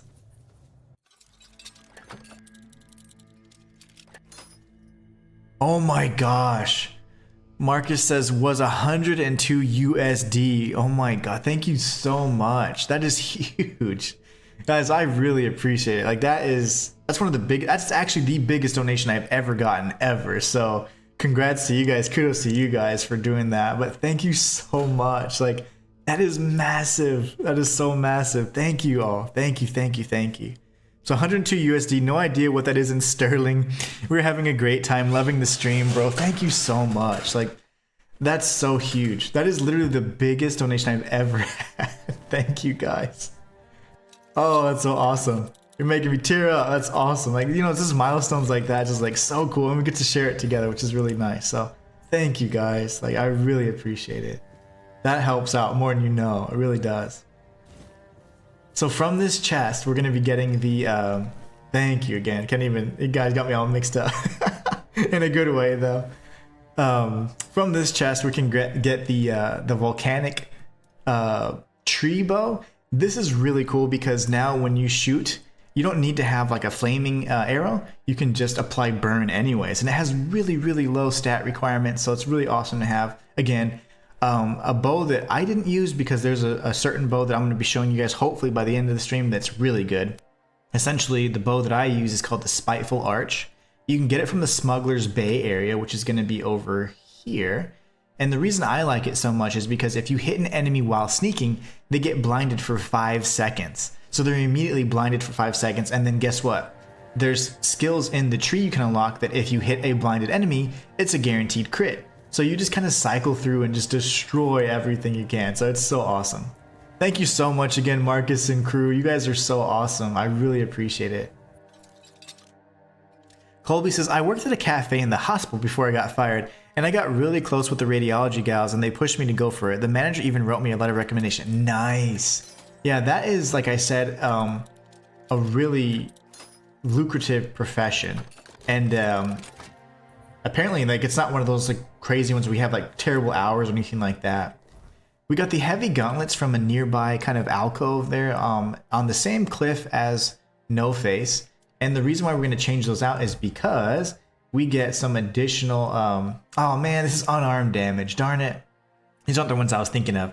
So if you're going for an unarmed, like fist only build, you can increase your unarmed damage by the amount of armor points that you have. So like, for example, however much armor you're getting, that's how much unarmed damage you're going to be doing. So pretty cool. I really like those, and that was one of my first ideas for a challenge run after I realized that you can use things like shovels and all that. So we could do like a peasant run, or we could do like an unarmed run. It'd be fun either way. But dang it, I forgot that those aren't going to be quite good enough because I don't I'm always going to be armed with a weapon, and in this case, both my hands are full of the big bonk. We're going to grab all the fibers, because why not? Alright, and then just so that you know, if you were to keep going this way, this is the door to the second area. There's like 2 or 3 gates, and this is Quinacht. This is the second area that you'll be exploring. Right now we're in the Horns of the South, and we're going to stay here. But let's mine this meteoric ore here. It's actually quite valuable. And then we're going to make our way back down. I'll be honest, I never searched up here. A lot of times there's a lot of things like at the top or angles that you can't normally reach, but nope, nothing here. Nothing special here. Let's go to Eckhart's Cave now. So if you guys have been following along, we know that we just left the Ancient Cave, the Bear Shrine's here, and the Tyrannus fellow was wanting us to go inside Eckhart's Cave and find his research. So we're going to be trying that out. Let's do it. But yeah, this game has been an absolute treat. Really, really liking it. I hope you guys are enjoying it as well. Silk fiber, yes please, and the garlic, yes. So just so you know, if you have a good enough lockpick skill, you can pick the lock. Oh my gosh. That was nasty. So good. So you can actually pick the lock and then circumvent all of this entire area. You can do, and I will pick the lock anyways for the XP, but I'm going to go around the intended path. I typically don't do that, but I will just for the sake of the experience. For the friends we make along the way. Okay, so there's going to be lots of there's only one enemy that's a true nuisance, but he's going to be up here on the steps, so we'll get him. There's an area that's very similar called Smuggler's Bay, and it gives you, if you're a stealth character, archer, or like using daggers, you're going to be at home there. It's got some of the best loot in the whole game. I'm going to run up here really quickly. Good morning. Oh my god, I missed. We'll make short work. Don't do it. Oh, he's good. This is my lucky day. How? I'm out of stamina. Okay. Sir, who's shooting me? The guy from all the way over there. Naturally. I have to loot. Shoot me if you must. But I want the good stuff here. Alright, we picked this lock. Arcanist Sword. So, if I recall correctly, this is good for Battle Mage. Sarah, I think. Let me just double check here. So this will increase your spell power by 10%. It's a one-handed weapon, so like if you have a weapon in one hand and like a spell in another, or if you're using a core and a weapon, it's not bad to have. It's Arcanist Sword. It increases your spell power by 10%. This is in Eckhart's Cave, in the chest that you can actually pick, or you can pick the lock and you can get this, and it does increase your damage quite a bit. It's got pretty low stat requirements too, considering. So, not a bad weapon to pick up there. Marcus says, Mike has, oh no, Mike has confused to being a secret sneaky archer build. So there is one here for a bow. Nice, there is a bow build user. Very nice. Great minds think alike. So I'm not alone. This is going to be good. So this area has some decent stuff, but actually the Smuggler's Bay area, which we might get to today, is going to have some of the best loot for the archers. There are so many amazing bows you can get in this game. Honestly, there's going to be quite a few that have like either elemental damage or they have like spell magic. You know, they do like certain spells, explosions, things like that. So you can get some of the best bows in this area, honestly. Come here, I can read you. Jump! I like to read all of the books. Sometimes they give you quests, sometimes they don't, but one of the functions that I notice is that the lore kind of log, if you will, in the journal section doesn't really work too well. It doesn't update, and I think that's just bugged. And it may just be incomplete, like they didn't finish it, but...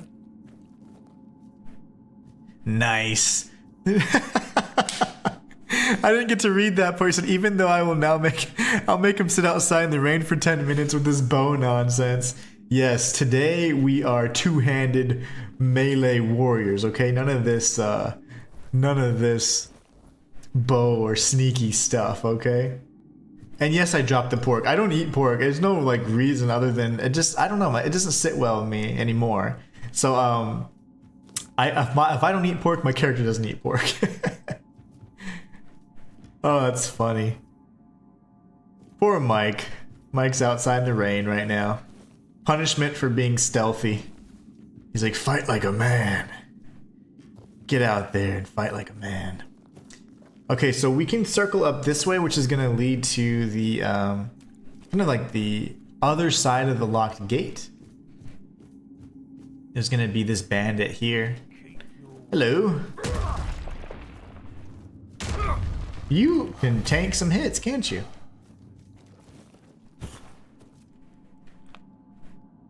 Alright, so I'm pretty good with the loot here. We're going to grab that in just a moment, but let's go ahead and get all of Eckhart's stuff really quickly. And we're going to pick this lock for the XP because why not?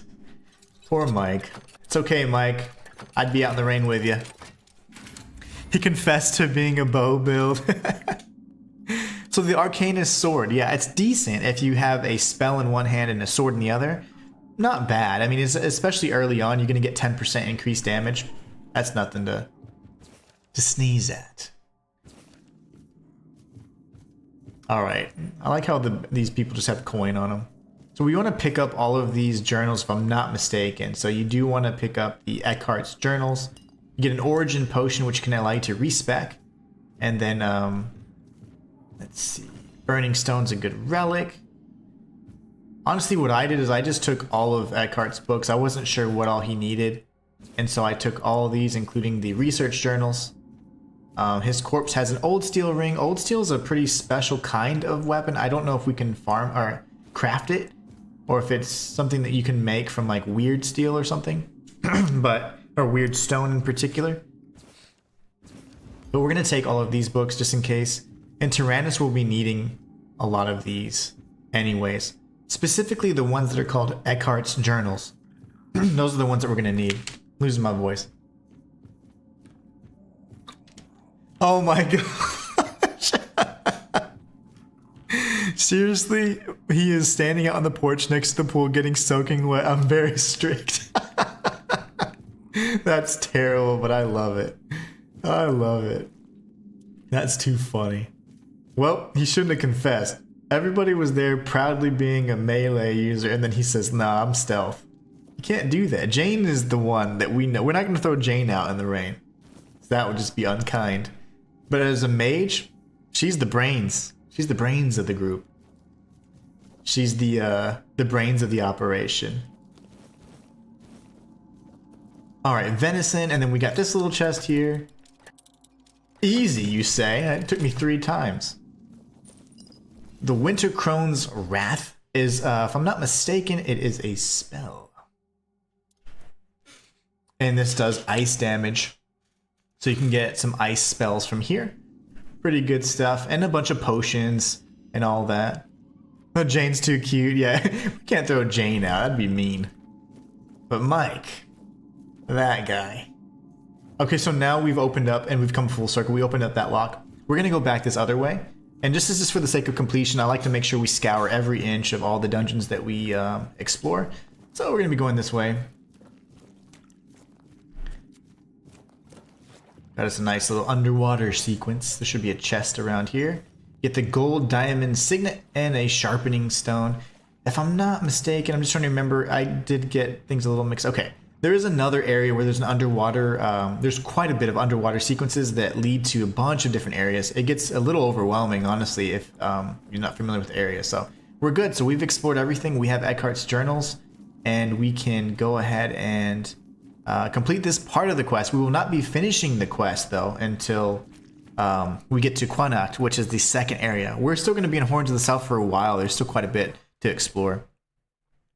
4'6", covered in tattoos, loves her magic. So she's a mage in real life. 4'6", tiny. I always say I'm bite-sized. Like, I'm not a tall guy at all. I'm 5'8", so I'm not very big. In my opinion, I'm quite small, but I always say that I'm bite-sized. I'm bite-sized or I'm travel-sized. All that good stuff. So Jane is a fellow small person like myself. I always say that, hey, we're faster though, right? We can get away when it matters. Okay, let's see. Where to next? Where to next? Now I say we tag a fast travel point, and then we're gonna go ahead and start doing some of the quests on the coastline, including maybe the smuggler's den. It's quite a large area though, so we'll see. Oh, she's 4'8". Yeah, you got those 2 inches count, okay? Because I'm like 5'8.5", so I typically say that because that ½ inch counts. Old steel ring is what we got from Eckhart's body. If you just want like max health and stamina, you get boosted from that as well, so not bad. The journals are what we need. We don't necessarily need these autobiographies or anything else. So just so you know, gold items are typically going to be quest items. So in this instance, Eckhart's Research Volume 1 and 2 is really all we need. So that's what I grabbed on my last one. I just didn't want to miss anything for you guys. Okay, so let's go ahead and find a fast travel point. Remember, we've tagged a few of them. There should be one. I see one right over there. So we're going to go this way and... Ouch. Stubbed my toe on the stump. And... you know, let's take a look at our inventory. Yeah, we're kind of maxed out, so let's go ahead and travel.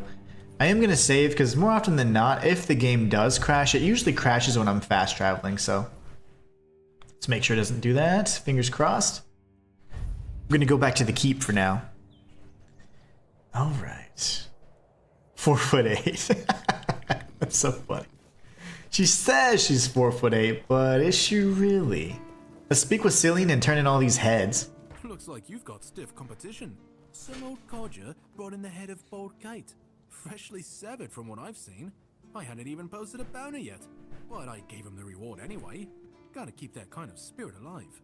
Please, state your business. So remember, Morris was the old guy that said, hey, if you give me Kate's head, I can turn it in and they'll give me passage. Well, he's like, yeah, you have competition now.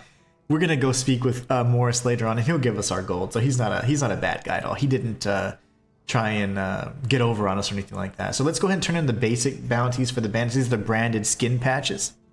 Colby says the world of this game looks so cool. It's amazing, Colby. Like if you like a Bethesda like Skyrim, anything you can think of, Skyrim, Oblivion, whatever, Fallout, this is a game for you. Oh, I see you still have blood on your hands. Excellent. So now we're going to collect some gold for the bandit leaders. So here we have Sinan the Giant. Sinan the Giant. Or Sinan, sorry. To rob travelers on the road. And if he wasn't satisfied with what they had, he'd crack their heads open. Now his hefty body is lying in pieces in a puddle. Actually, it's kind of a sad story, my friend. Oh, sorry. No time for daydreaming, right? He gets lost in his little bloodlust. And then Brahmer No Face. Well, the famous Brahmar. Bramar, sorry. And no life. That savage wiped out an entire unit of Camelot's infantry. But he couldn't take you down, huh? That's right. The gods themselves made you for the job. Though I'm not sure which ones. In any case, you've certainly earned the gratitude of the capital.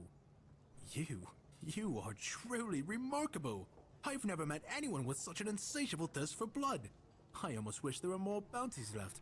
But alas, we've handled them all. Please, take this as a token of Camelot's gratitude. And keep up the good work. Alright, cool. So now we've done all of the bandit quest lines. So this, essentially, we've cleared everything we can. A lot of the times you're going to get unique weapons from most of the bandits anyways. And then we got this Camelot ring. So this just increases your max health and stamina by +10 or +5, not a percentage. Marcus says, oh, while I remember, everyone asked me to ask, what are your cats' names? My two, Ghost and Boo, oh, that's so cute, are in their own room on the sofa watching TV. They're not people cats. So I have two cats as well. And mine, one of them is called Spooky. She's a Bombay. So it's a black cat. And then the other one is called Sushi. And she is a... No. Oh yeah, she's a Russian blue. So she is gray. And so Sushi is the gray one, and she is really timid. She won't typically come out if anyone's here. She likes to stay in the back room, and she loves when we're there, but if not, she's gonna just be out. She'll come out at night though, like at 1 a.m. every night. She's bouncing off the walls and jumping all over the couch and stuff. But Spooky is the person cat. She will come up to anybody as long as she knows there's food, and she will rub up on you. A lot of times in my streams, she jumps up on my lap, and I'm literally doing a challenge run with Spooky in my lap, and she'll be all up in my face. It's a mess. But yeah, Spooky and Sushi. We're going with like all S names. Spooky and Sushi, and we'd like to get a Maine Coon, but those are incredibly expensive. So like one day, we're gonna try like in a few years to get a Maine Coon, and those are giant cats. So we want one of those too. So we can have 3, and that'll be like kind of where we end the cat family. That'll be like the whole unit there. But yeah, it's so fun. I grew up on a ranch, and cats were like they had a purpose, and there's like they had to clean it, make sure they got their mice and stuff in the barn or whatever. And I never really liked cats. I was like, oh, they kind of at the time that was like kind of grossed me out. But I love cats. Like I prefer cats to dogs, honestly. And I have had just about any animal you can think of. I love my cats, and it took me a while to adjust because again, I was raised on a ranch, so it's like, what's the purpose? Companionship? What is this? What is this companionship you speak of? But no, it's been so nice. I love the cats, and they're just, I don't know, they're just sneaky, they're smart, they're independent. I don't know, they're just a mix of all the things. It's really fun. But I love my kitties. All right, so what we're gonna do is get rid of anything we can. So hunting bow, we're not gonna need. We're not going to get rid of any unique items because that would just make me lose sleep. That would panic. Just kidding. So we're going to get rid of anything. No, okay, we're going to keep all this stuff. Honestly, let's just go to our stash. We're going to go to our stash and deposit all of these things. Let's see. I like to organize it a little bit. Okay, so we're going to that away. And, oh guys, we have something to do. Something to retrieve. And I don't know if you guys forgot about it already, but we need to pick up the lightning. We now have the stat requirements to satisfy everything we need to wield that beast of a weapon. We'll say goodbye to the battle mage stuff that Sarah's going to be getting, hopefully. Throw all the priest stuff in there as well. Throw the mantle in there. The mantles are pretty cool, actually. Throw that in there. Bye, Annabelle. That's a reference to The Conjuring. Love it.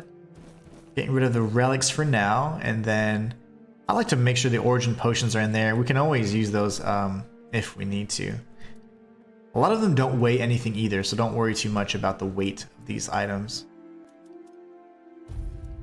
I just wish that I could see what the items were when I'm depositing them. It's kind of annoying. They'll fix it though. They'll fix it in due time. We'll drop these off in there.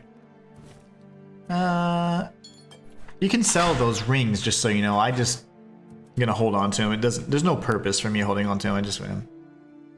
I'm just weird.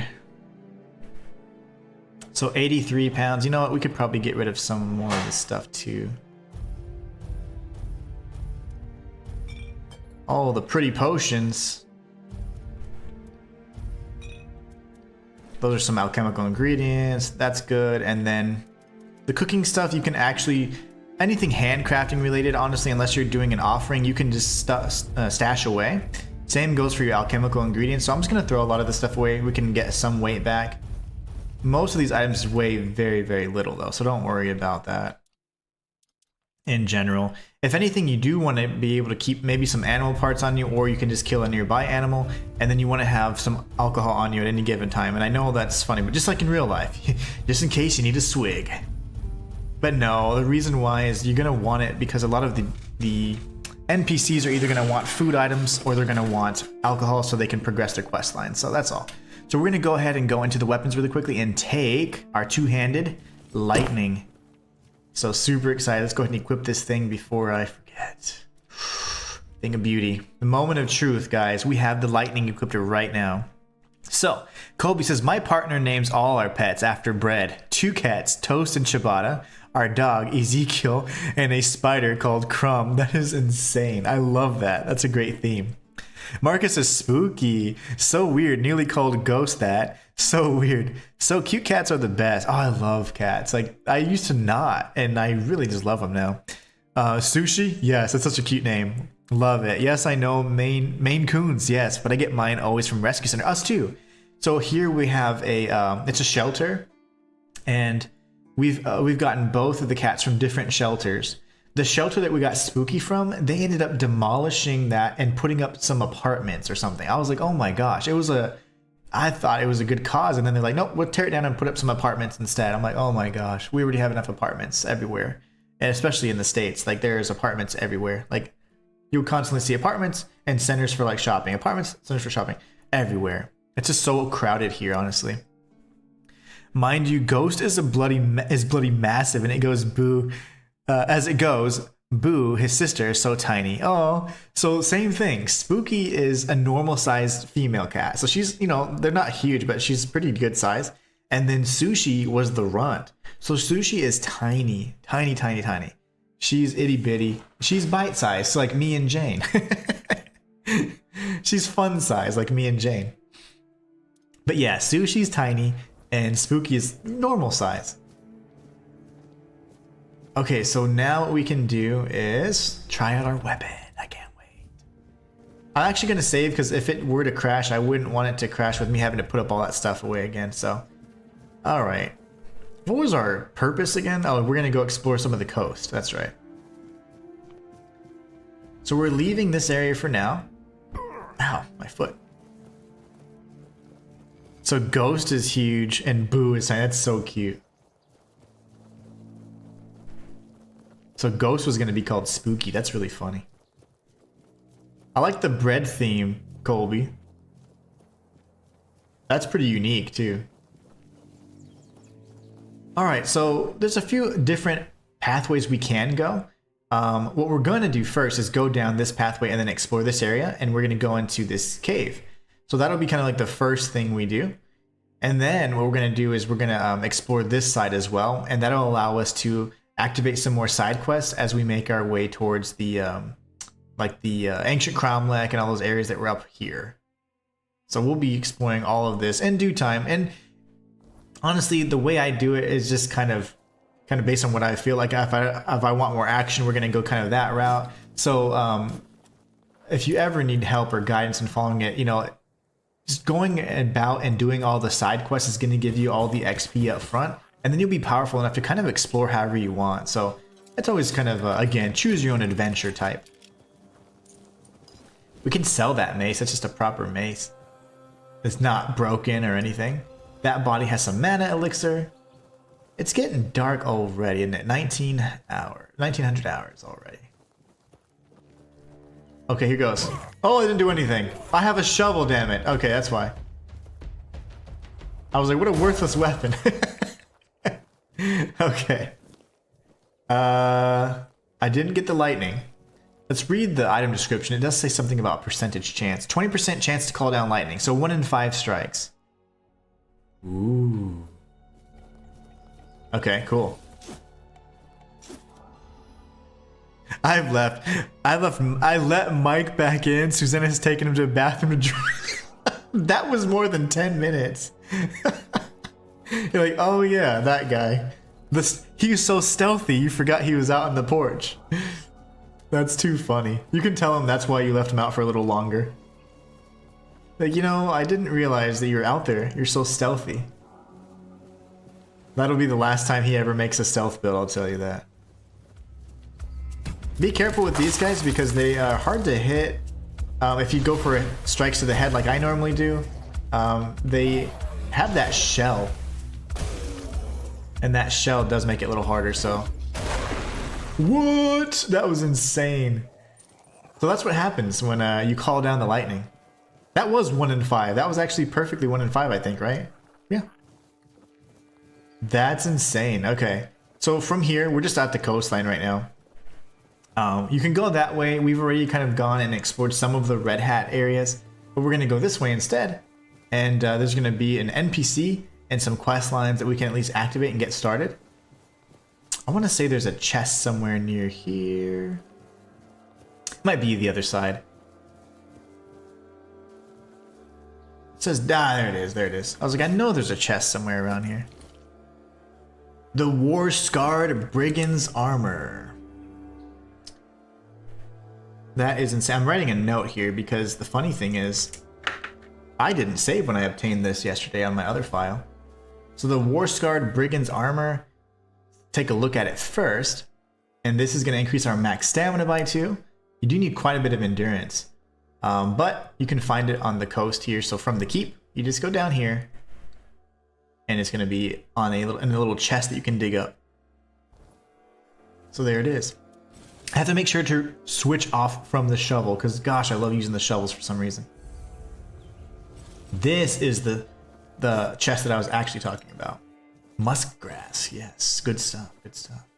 Another druidic shrine. I probably don't have any animal parts. Oh, I do, yay. Monster blood works. We'll do that. We'll do that. And what did we get for that?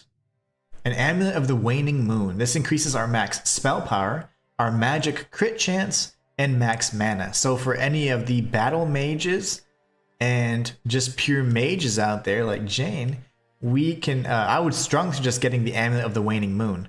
So you just need to make an offering to this druidic shrine right here on the map, which is just on the same coast from the keep.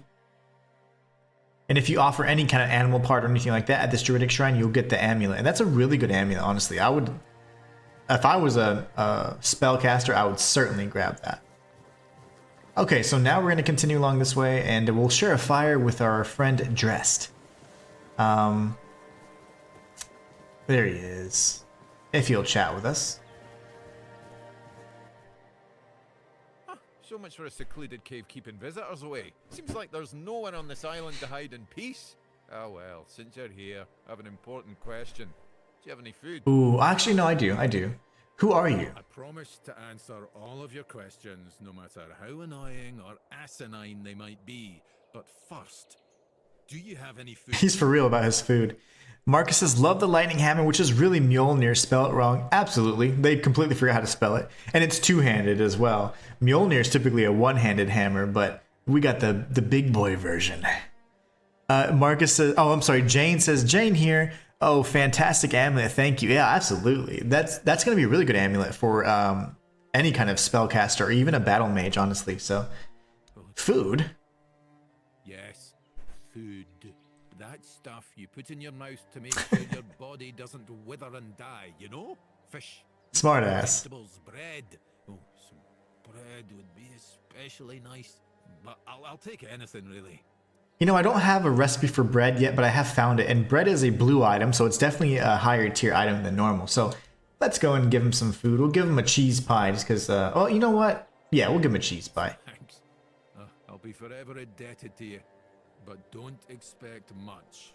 The only payment I can offer you is seashells. Don't need those. No access to an infinite well of ancient druidic wisdom. I'd like that. I'd rather you choose wisdom. I threw out my collection of seashells a few days ago after I stepped on them with my bare feet.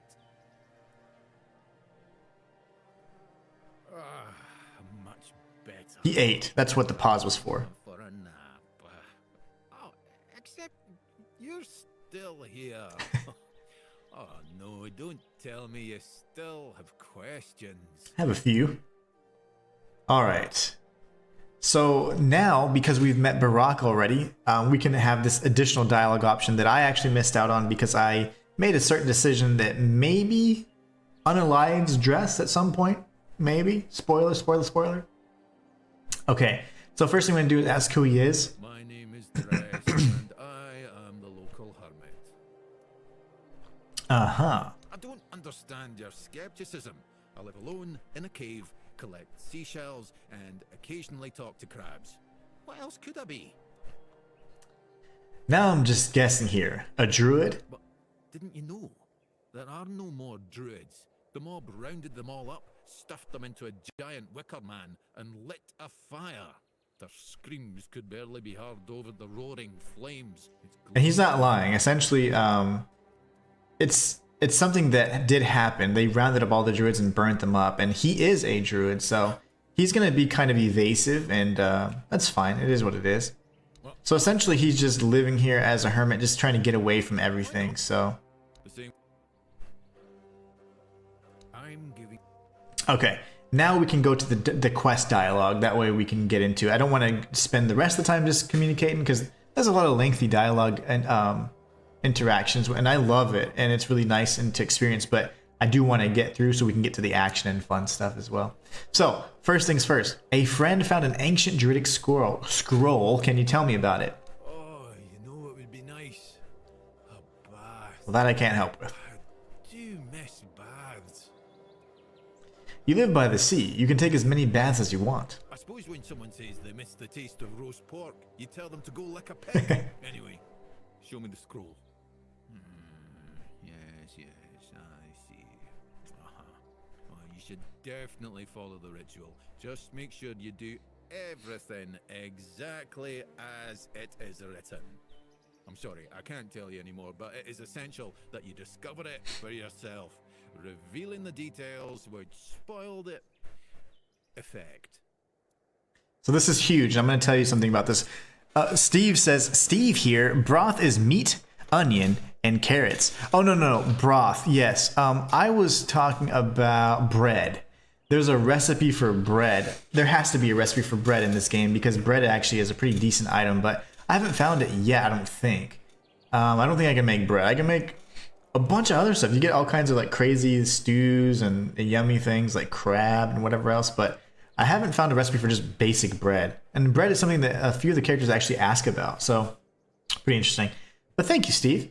Okay, it's interesting little thing to note here. Big detail is that, so if you just were to go to the Cromlech and do the druidic ritual after speaking with Heber is the physician at the keep. If you go to the Cromlech, which we went to near the B area, you can perform a ritual and then something happens. I'm not going to spoil it. And then you can talk to him and he's like, yeah, I knew that would happen, kind of thing. If you speak to Drest first and you mention the quest line that you got, he wants you to go along with it so you can get the full effect. So it's just really interesting to see how much detail they put into the timing of the quests and how the overlap can still allow you to get the correct results, but you just have different interactions. So I thought that was really neat. That's awesome, actually. That just shows you like how complicated and complex the design is for all of these quests. That doesn't sound suspicious at all. Pursuit of knowledge often requires taking great risks. Now, off you Marcus says bread. Idiot Steve. That's why I shouldn't leave my laptop unguarded. That's funny. Okay, now for Barak's quest. This is new to me as well because I accidentally, did something to Drest. I've met a knight who's convinced that he's been cursed. Oh, how terrible. And he's stuck somewhere, afraid to leave his safe spot, I presume? Poor soul. As far as abysmal living conditions go, I'm starting to think my cave might not be so bad. At least I can leave whenever I please. Not that I would ever want to. Indeed. Didn't you hear what I said about him being cursed? Yes. I heard. I just didn't find it immediately relatable. Anyway, the curse. And how does it manifest? He said it keeps trying to kill him. Well, if it hasn't succeeded yet, it's either a lousy curse or... Tell me, how does he act? Does he seem incapable of focusing? Prone to outbursts? Muttering to himself? I don't actually know. As a mule? I'll say that sounds like, yeah, how about... No, it won't be accusatory. That sounds like him. Well, it isn't a curse at all. It's an ailment of the mind that forces the afflicted to seek meaning where there is none, and then base their life decisions on what they find. In extreme cases, such a person can, for example, starve themselves to death, or kill anyone who looks at them the wrong way. It's not a pleasant condition, but it's treatable. So he's just crazy? What can I do? You need to take a Grindelows tooth, powder it, mix it with sage, and pour the disgusting result into some alcohol. Done. Give it to him and say, I don't know, something along the lines of, with the power of nature, I've released you from the power of the evil eye. Nature closes the eyelid of the eye to reverse the flow of negative energy from... Yes. Something like that, blah, blah, blah, blah. Well, it doesn't really matter. Just throw in the name of the poor sod at the end and you should be magically cured. Sounds good. How can I be sure it'll make him better? Maybe it will, maybe it won't. Since the curse isn't real, the ritual to break it also isn't real. It's all purely symbolic. But it works better if the one who performs it believes in the power of the spell. If you do it poorly, then Psychosomatic. sense your insincerity, and his reaction could be unpredictable. Well, thank you, I suppose. What we're gonna do is head over. Actually, this is not a place we can cook. Darn it. Darn it, darn it. Alright, well that was Dressed. He's an interesting character, for sure. We're gonna level up. Marcus says, everyone's Googling bread. So far, no rest. Oh, no worries. I was just curious because you see it, and it's a blue item, so it's a higher tier than just like a standard item. So I was like, what manner of sorcery is this? I say, let's see, we go one more strength, or do we go... maybe more endurance, so we can carry more stuff? And then we can go here, we're gonna do some crazy damage with all these strikes. We get stun chance as well. Lifesteal isn't bad either.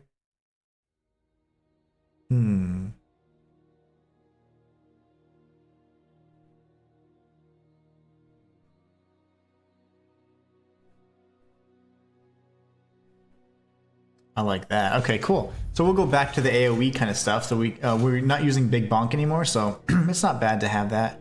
We can rest for a bit. Actually, we can cook here. Hey, I forgot about that. But it's just not an alchemical area. That's fine. No worries. Let's just go ahead and rest till morning then. I think I should have waited a little bit longer. We're good. Okay. So you can actually go around this way if you want. But we're going to stop and they're going to go this way and go back to the other side. This is going to be towards the beginning. So like what I want to show you on the map is you can continue along this way actually. And you'll end up getting to the village. But instead we're going to go this way, explore all of this area, face off with a little ogre boss, and then go into this cave. We want to kind of explore everything we can and we don't want to miss anything, find all the goodies. So we're going to do that. And this will be a great way to test out our new weapon too. That's interesting. You know, the funny thing is, now with everyone being a content creator and all, it's harder to get good quality guides, in my opinion. Like before, you'd have like the people that were really dedicated to the wikis and all that. It's just really hard to have those same results. Now, wow, that's insane. But in either case, I'll be playing through this game multiple times, so we'll figure it out. We'll figure out all the stuff. Whoa. So we were doing AoE strikes, and we also have the calling down that lightning is insane. Now we know why it's called the lightning. Alright. Dead dude. Cabbage. Yes. Need the cabbage.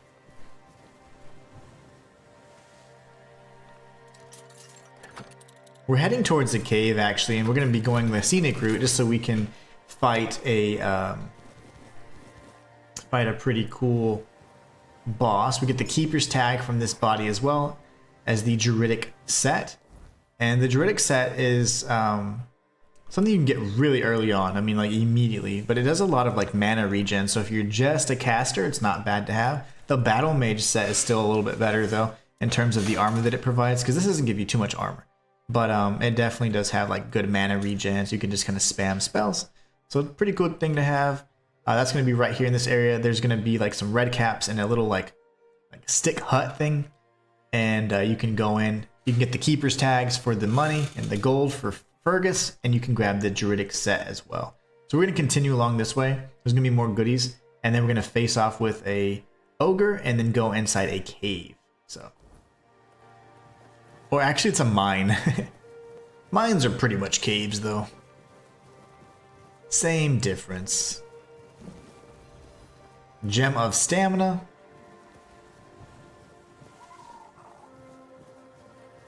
I hear my little axolotl and he's like freaking me out. He always makes all these crazy noises and I think it's a monster.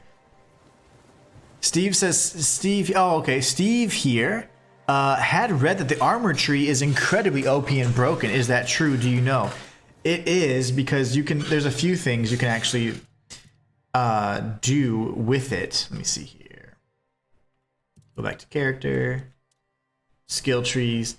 Okay, so when you go to, honestly, there's a bunch that's broken in this particular tree. And not only that, but I'll show you some other trees that are broken as well. Ones that I've experienced myself. So when it comes to, where's the armor one? There you go. So the armor, obviously you can just increase your armor value and you're like, yeah, that's okay. But the more you increase your armor value, that's going to be important, because then not only you can increase your damage by how much armor you have, right? And then you can get to the point where if you're receiving any kind of damage, melee, of course, that you push it right back, right? Which is really good. But then there's other things that you can do that kind of synergize with having like glass cannon type builds, and however much health that you have, like say you're missing health, you can actually end up dealing more damage. So say that you have a lot of armor on and you have like a lower health bar, you can be dealing tons of damage, and it's actually more than 10%. Each of these upgrade. Let's see. This is the one, in my opinion, is where it gets really broken though. So like you can do 20% more damage as based on your armor. So like say whatever your damage is, your armor percentage, 20% of that is going to be added to your damage, and that actually gets higher and higher. So every time you upgrade this, just because you have like heavy armor on and you've already buffed it up with this, you get at the base level 20% of that armor rating as damage. So it gets really, really crazy. And then funny thing is, you have damage negation, which means you can actually just have your damage completely you don't receive damage at all. So this is increased when you have a light equipment load, or it's only 1.5 times if you have medium or heavy. You can go to any blacksmith, Osbrit in particular at the keep, and you can reduce the weight of your armor. So you can actually make your equipment loadout lighter. So if you just go this route, like increase your armor, gain armor again, and then you go best offense, that's huge for damage. And then you can always go to negating your incoming damage, and then of course increasing that chance by just lightening your load of your armor. So it's very good. And you can be doing some nasty damage.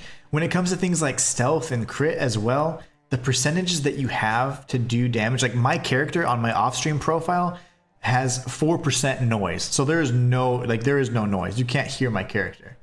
But things like this I think are really OP. Cheat death. So I have a stealth character and it's easy to get. It's literally, you can get this after 2 points of applying to stealth or perception. So pretty much if you have lethal damage, like if someone hits you and you would have died, you become invisible. And it de-aggroes everybody around you, and it can happen every 240 seconds, so every 4 minutes you get this back. So guess what? You get hit, you're about to die. Instead of dying, you become invisible. Everybody de-aggroes, and you can get your stealthy shots off again with your arrow or your bow and arrow. So that to me is one of the most OP and broken skills in the entire skill tree section as a stealth archer. So it's literally just 2 points of investment, and you already get something that OP.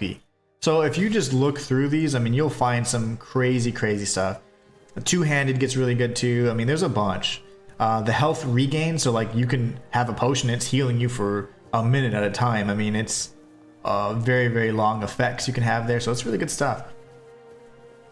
I don't think they'll be doing much balancing in this game. I think it's just more to see how much can you break it, but in either case, you have a lot of options to kind of go whatever route, and every I would say every path in particular has some really good options to go OP and to break it, I would say. All right, so this is Molten Lightning. This decreases the stamina cost by 20% while dual wielding, so you can just use less stamina. while you have 2 weapons equipped. So I think we had a dual wielding knight. Steve, was that you? Steve, are you the dual wielding knight? I can't scroll up anymore to see the dialogue, but I'm pretty sure that was you, right, Steve? The dual wielding knight that was trying to min-max, wanting to level up. This is on the beach. I'm actually putting notes here for myself just for later for some of these things because I'm like, ooh, I have ideas. Okay, so we're going to continue around this way. You can mine the ore, all that good stuff if you so choose. We're going to be circling around over there. If you ever see like little butterflies off in the distance, they're typically on the beach and they're notating like or indicating like, hey, there's a chest over here. Oh, okay, nice. Just making sure. Trying to commit it all to memory. Gotta make sure I switch off of the stupid pickaxe so I'm not swinging that thing around. You know, I found a really cool secret in Quinact, which is the second area. This game rewards exploration. Like, if you just search around for stuff, you're gonna find some amazing loot. So we're gonna dig this up. Silver plate, that's just garbage you can sell. That's gonna be the ogre that's actually a boss. We're going to take him out and then you'll remember or recognize this area. And what we'll end up doing is exploring the mine. I am saving. Guess what? The game hasn't crashed on us, and that's a thing of beauty. I usually get at least maybe a crash every other session, you know, honestly. Okay, here goes. He's guarding something really cool too. Oh my gosh. He did not like that.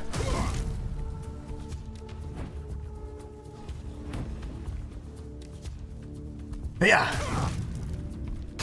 Okay, just a little tap. It's a little tappity. Get all of his stuff, and then we can dig this up. And this is what he's guarding, essentially. The Spear of the Ancient Hero. And this is pretty cool for Dex users.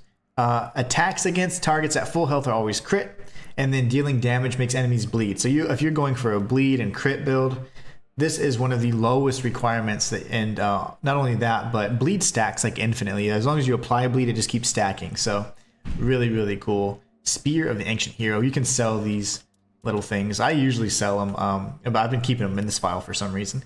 But it's just right over here. So if you're trying to figure out where it's at, this is the beach you arrive at. So you could just kind of hug the coastline here, and then you'll fight the ogre, and behind the ogre is the spear. So pretty cool stuff. Steve is such a show-off. We'll be banishing him to the pool patio soon in the rain. That's terrible. Terrible, but I mean, it's kind of funny, I'm not gonna lie. You're a vicious leader, but I love it. As long as we keep Jane inside. Okay, that's it. That's it for this area. We're gonna go back towards the mine now. Try and make use of this next 30 minutes or so. But you see how you can see those little butterflies or little fairies or whatever they are. Pretty sure they're butterflies. And then there's another chest. We dug this up, and this is kind of coming full circle, right? We had explored all the way up to this point, and I was like, hey, there's an ogre here. We don't want to fight him yet. Now we're pretty much powerful enough to take on anything. Pretty confidently, honestly. I cannot believe how much damage the two-handed weapons do against the bosses. It's a night and day difference to what kind of damage I'm dealing with my archer if enemies see me. So like if I'm spotted, my damage drops off significantly. But if not, I'm dealing 500 times the damage normal, so I think my sneak damage is like 500 times. Come at me, bro. Okay. So we don't really need any of their loot. But what we do need is to go up into this mine right here. There is a keeper's body here, so if you didn't already know that and you haven't been in that area, you can get keeper's tags from him. And then we've been to this area. This is like the first little beach. That's the first chest we dug up, and there's the All-Mother Shrine on the other side. So hopefully piecing it together for you guys. It can get a little overwhelming. This area is pretty massive, so. One thing that I was gonna show you guys. I don't remember. Oh, so when you're looking at your stats or whatever, like you can see like the sneak damage there. on the far right, and different types of damage depending on the kind of build you're going for. It's going to show you how much more damage you do on top of like your base damage. So the sneak damage is 258%. If you're going for a stealth archer, so poor Mike, if Mike is dried off, he might want to hear this. There's the Shadow Blade, which is the blade that doubles your sneak damage. You just have to have it in your inventory. If you have it on your person, it's even better. Like you have it equipped, it'll actually do a major buff to your sneak damage. But if you just have it on like your person, like you're gonna see that 2 times sneak damage. So like my sneak damage on my stealth archer is over 500%. So like one shot from an arrow is doing, you know, like 5 times the damage. So pretty strong stuff. Pretty cool. The Shadow Blade, again, if we got it in the last stream by beating Fingerless Comb, and he's on the East Gate. So at the top of the East Gate area, which is literally right to the east of the keep, you will find it there. So if you guys need to see it where it is on the map, I can show you again. But yeah, we already have the Shadow Blade. Pretty cool stuff. Yes, two-handed really is the way to go. Jane disagrees. Mike talks shit. Mike, you go back outside. He's like, nah, man. I've already weathered the rain. I'm good. He survived the rain once. He does not mind being banished a second time. Let's see here.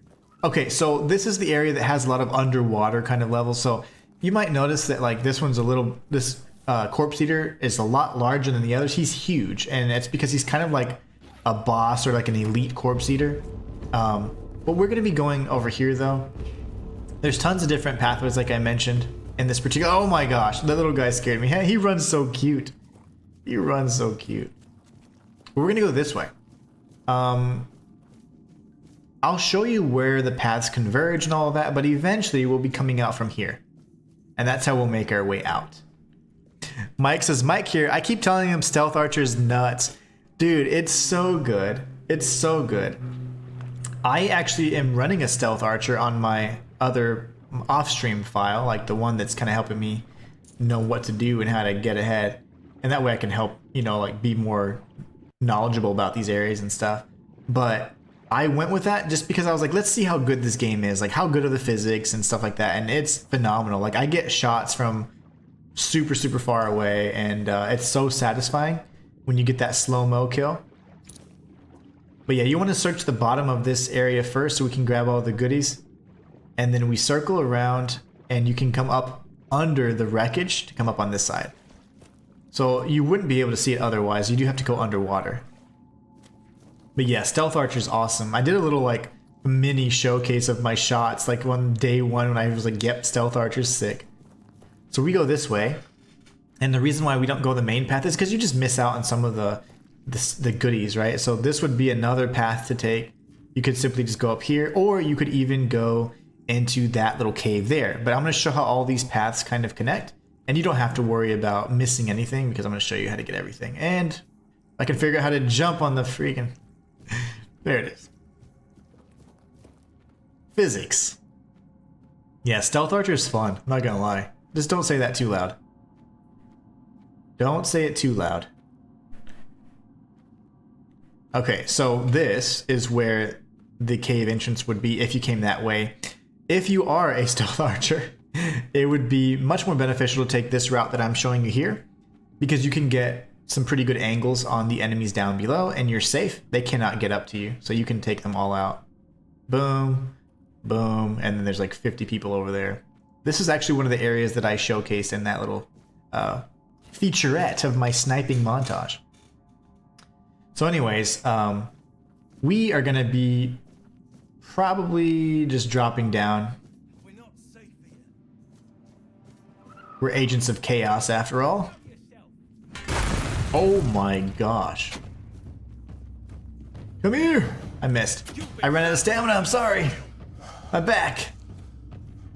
My back hurts. You're dead. You're dead. Alright, so all the good things. Can you stop shooting me? This would be the pathway that we would have come up from if we entered from here, so nothing special. You're not missing anything, but if you go in that top area, you can at least get some good angles as an archer. If not, you can go in that other entrance and just kill everybody. Oh gosh.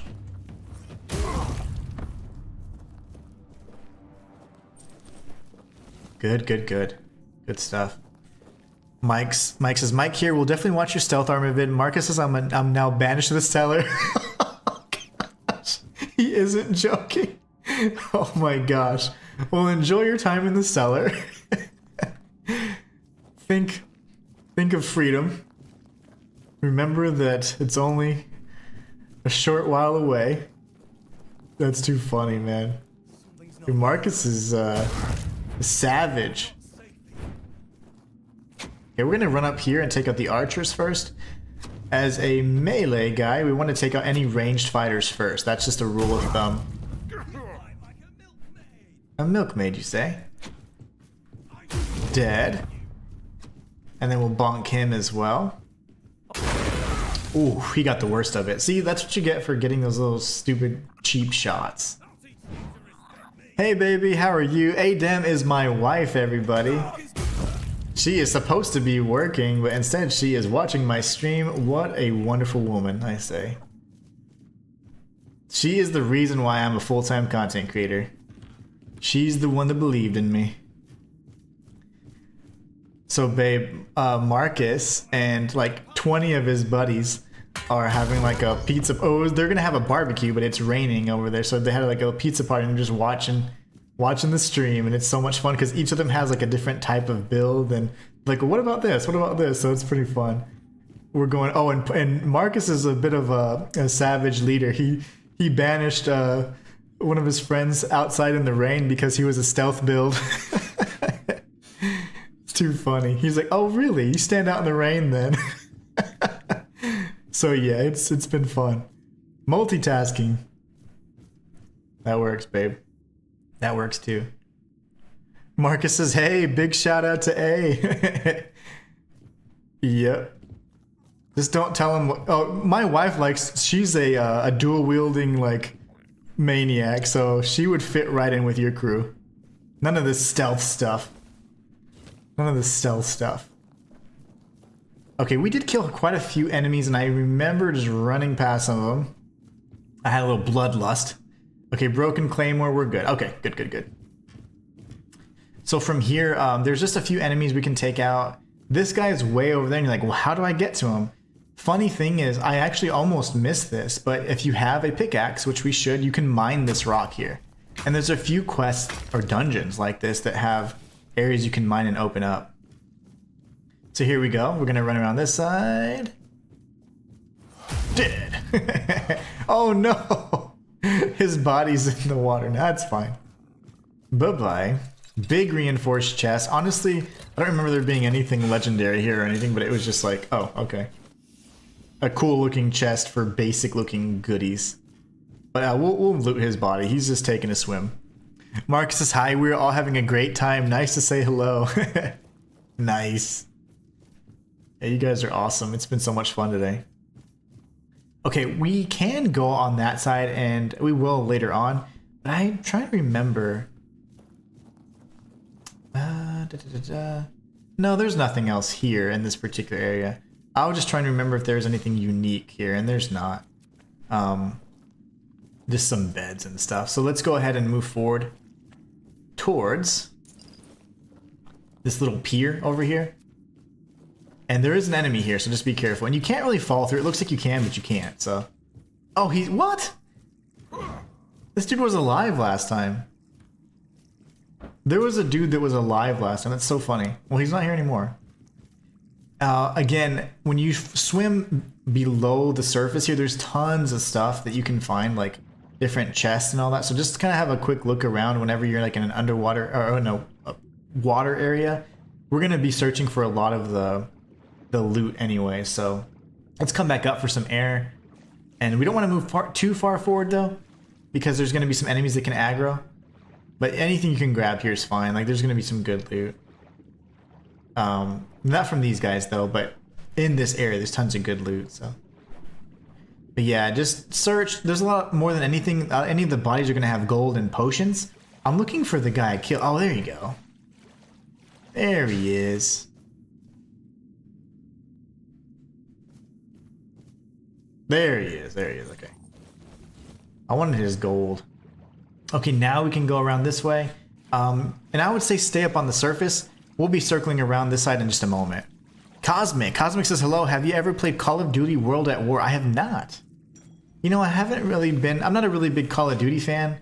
Like, if I play first-person shooters, I get to the point where I get so sweaty. Like, I'm like, it's not fun to play with me. So, but I have not played Call of Duty, and I haven't played Call of Duty in years. I mean, many years. So, you'll notice that each of those bodies had gold rings. It's because they were married. They were wedded. But no, I haven't. I haven't played Call of Duty World at War. I'm much more of a fan of these types of games. When I do play first-person shooters, though, like I used to play quite a bit of Apex Legends. I played quite a bit of Rainbow Six Siege, and I get to the level where it's pretty hard. Like, you know, I don't like to communicate necessarily because there's a lot of times when you have the mics on, they're just saying the most terrible things ever. But I get pretty much as far as you can get competitively without having to communicate with your squad. And I love playing those games. Like, those are lots of fun, but typically I have to be in a certain mindset to play those. So, all right. So that was just another little secret area. You can mine even more areas in this cave to get more goodies. They're always so good at, women are always so good at multitasking. Facts. That is the truth. I can't multitask. How many times have I told you guys I can't multitask, or I almost died because I'm answering a question? Yeah. Not my wife. She can do lots of things at once. Oh my gosh, we gotta stay away from that. Yep, okay, that's fine. Let's have some let's have some crab and heal that up. Alright, let's take on these corpse eaters. Ooh, I love that. This weapon is insane. Oh my gosh. Look at this. Oh, I missed. How did I miss? I never miss. Dead. Agreed, Marcus. Cosmic says, I don't like COD, but playing this one again, it's my fave and first one I highly recommend, but if you're weak to gore and really showing of war, I don't recommend it. Okay. Huh. No, I don't mind gore and stuff at all. I typically just get kind of bored with those kinds of games. Well, the multiplayer aspect just gets a little old after a while, but I do like playing competitively for a period at least, and then after a while, then I get a little bored with it. That's why I prefer to do like PvE instead of PvP, because you can always kind of add more and more difficulty to yourself and add more layers, add more restrictions, that kind of thing. That's usually what I do. Okay, so I think down here, yeah, this guy has some gold or something. Yeah, bunch of gold. Then we can come back up here. Blokes are crap, barely put their socks on without. That's true. That's very true. If I wasn't so prideful, I'd ask for help. I'm like, yeah, I might need help with this one.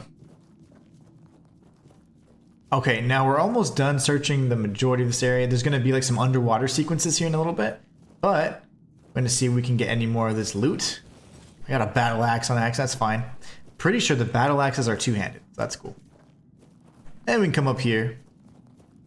TF2. What is that? I don't know what the acronym is.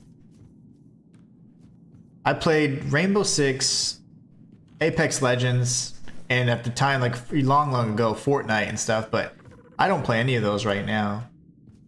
But I got to where I was pretty good. It was a lot of fun. But what happens is it gets so sweaty.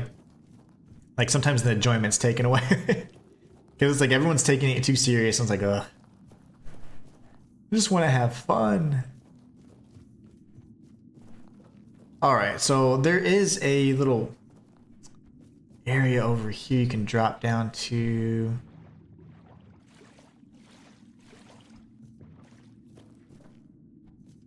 If I'm not mistaken. I may be mistaken. Yes, okay, there's a chest in here. And that was in the main area. I knew there was a chest. That's what's funny. So yeah, that's right, the old steel mace. There you go. So this was in the main area where we killed everybody before we started swimming. So old steel is good because it has like certain qualities to it. All the old steel stuff typically does this, like it gives you health or stamina when you kill an enemy, so it's not bad to have. But yeah, I knew there was something. I was like, I know I'm missing something. It's just been a while. Team Fortress 2. No, I haven't played that. I've heard of it. I couldn't even tell you what it is though at this point. I've heard that name with that series of words. I've heard those words. Let me tell you some words. So now we're gonna come this way, and then we can take on that boss and see if there's any more goodies down here. I think there's a chest down here. Yes. We're getting all the stuff in this playthrough, baby. Nothing will escape us.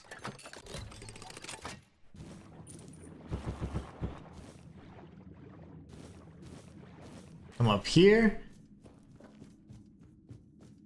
You can mine this if you want to, but we're going to go take on this boss. We haven't had to use the slow time. You can go down here as well, and we will be doing that to explore some of the areas, but we're going to do it on the way back, okay? Okay, big guy over here. Charge up our swing. Big damage. He's huge. And he's dead. So armor from the Corpse Eaters, if you read this, you can actually start making armor from like different monsters, and you get recipes for like their caps and different other like pieces, like their chest piece, their gauntlets, and they all give you benefits. Like every single piece of armor will typically give you some sort of benefit aside from just providing damage resistance.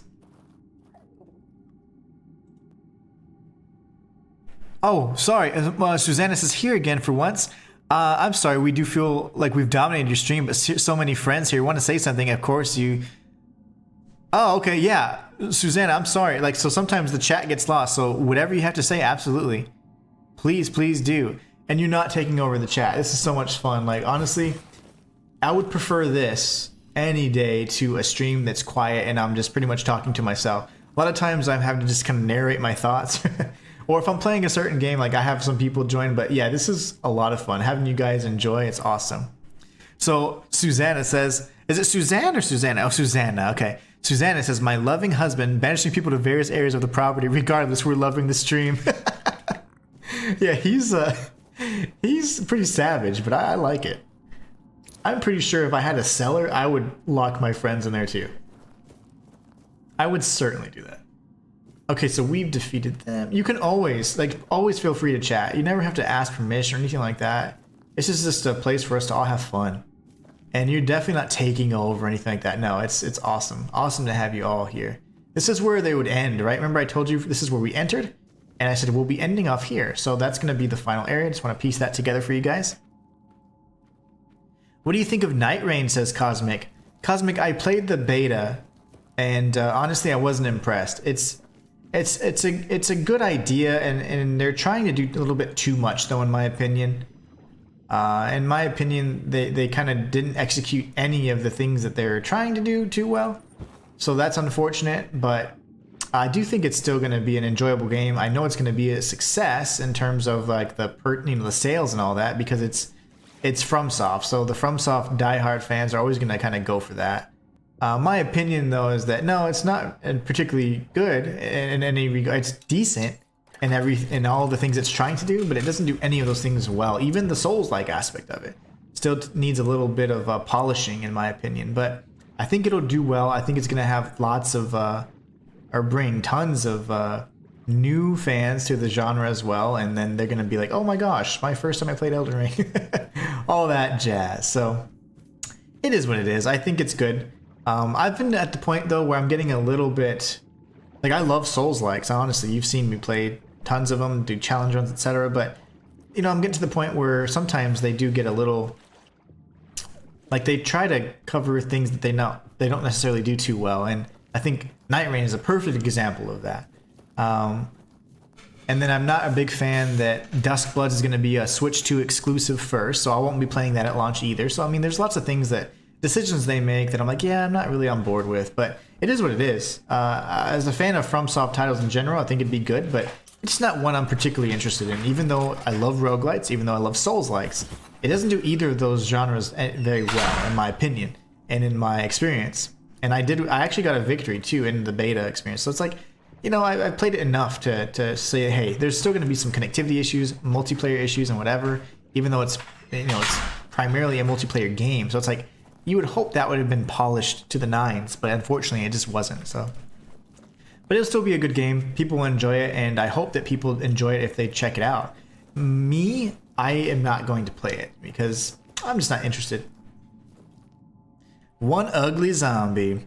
What about Duskborn, or in other words, Bloodborne 2? Yep, I just read the comment, but I did comment on that actually. Duskbloods, it would be nice to play. I'm just so tired of this multiplayer focus.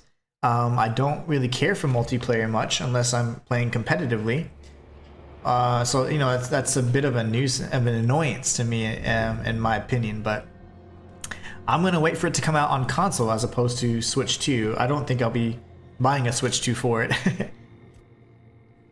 Alright, so here we go. Do you know what the crown links are for, Mr. Arthur? That's a question better suited for Merlin if... Merlin, that guy. If he was still around. We'll find out more about him. I always thought it was where his druids got drunk and danced naked in the moonlight. He was terribly offended when I said that. Gave me an entire lecture about the delicate balance of life and death, how they are intertwined within nature. That, he claimed, was what the Cromlechs were meant to be. The heart of their power. A place where it could be harnessed and cultivated. Still, he never invited me to any of their celebrations. He always did hate when I was right. I guess they did dance naked in the moonlight. That's what he's saying. It's not so many words. Alright, so that was the mine there. We got a bunch of keeper's tags and different items along the way. We also, near the corpse eater, got a spell to summon corpse eaters. So if you want to kind of play like a summoner type build, there's tons of summons. Corpse eaters, assassins, all kinds of different powerful creatures that you can summon. And it's a pretty fun way to play as well. So we're going to make sure we read that so we can get the recipes. And let's see what this is. Max stamina by 3%, no need for that. I think we're in good shape. So now what we do, hold on. Did I check this chest over here? Yeah, that's up. That's been dug up already. I really didn't want to fight all you guys, but it's fine. While we're here... Ow. Might have to hit you in the legs. There you go. You can't hit him in the head, unfortunately, because you will bounce right off. He's impervious to strikes to his head, believe it or not. So we interacted with that All-Mother Shrine, and we got an amulet, which is pretty good. We're going to be making our way up to the top now again and grab this sage on the way there. Good stuff. Just circling our way around. Now, once we get to the keep, we're going to talk about what we're going to do in next stream. And essentially, we still have a lot of cleanup to do. And we're going to be exploring a lot of the different areas. We're going to be meeting the Queen Bee as well, and lots of other fun stuff. Getting more gear, more weapons. It's going to be pretty awesome. Let's go ahead and grab the monster blood. We're going to teleport. Don't crash on me. We're going to the Horns of the South.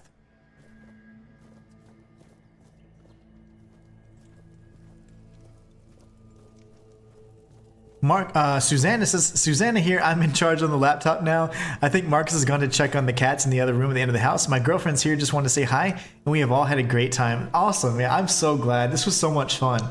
I am honored to be a part of your entertainment. It was a lot of fun, and thank you all so much for just the love and support and just being so generous. That does mean quite a bit, and it helps out so much.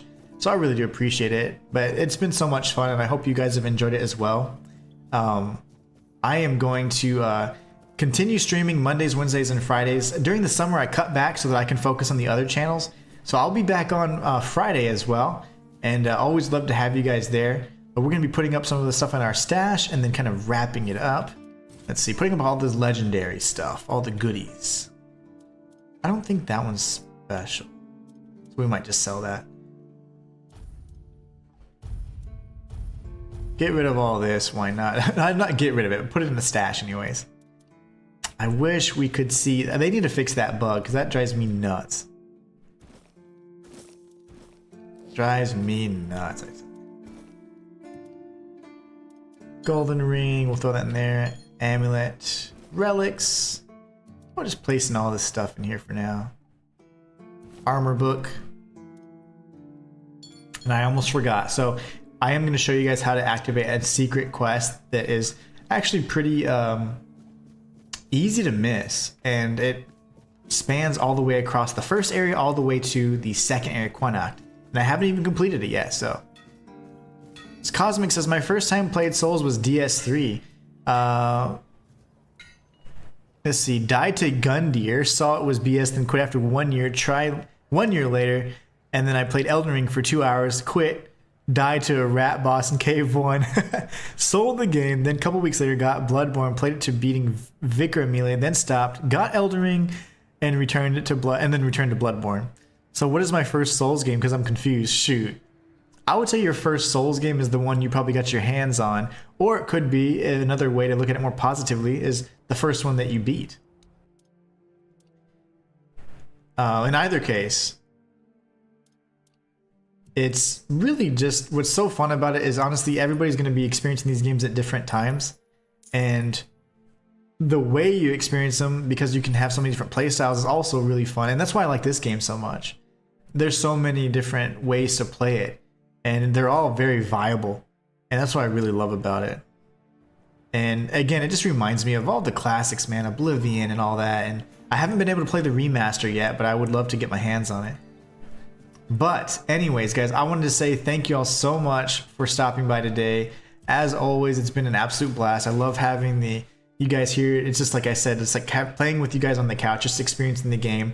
We got so much done today. We got tons of different types of armor, and hopefully helped out everybody in Marcus's friend group.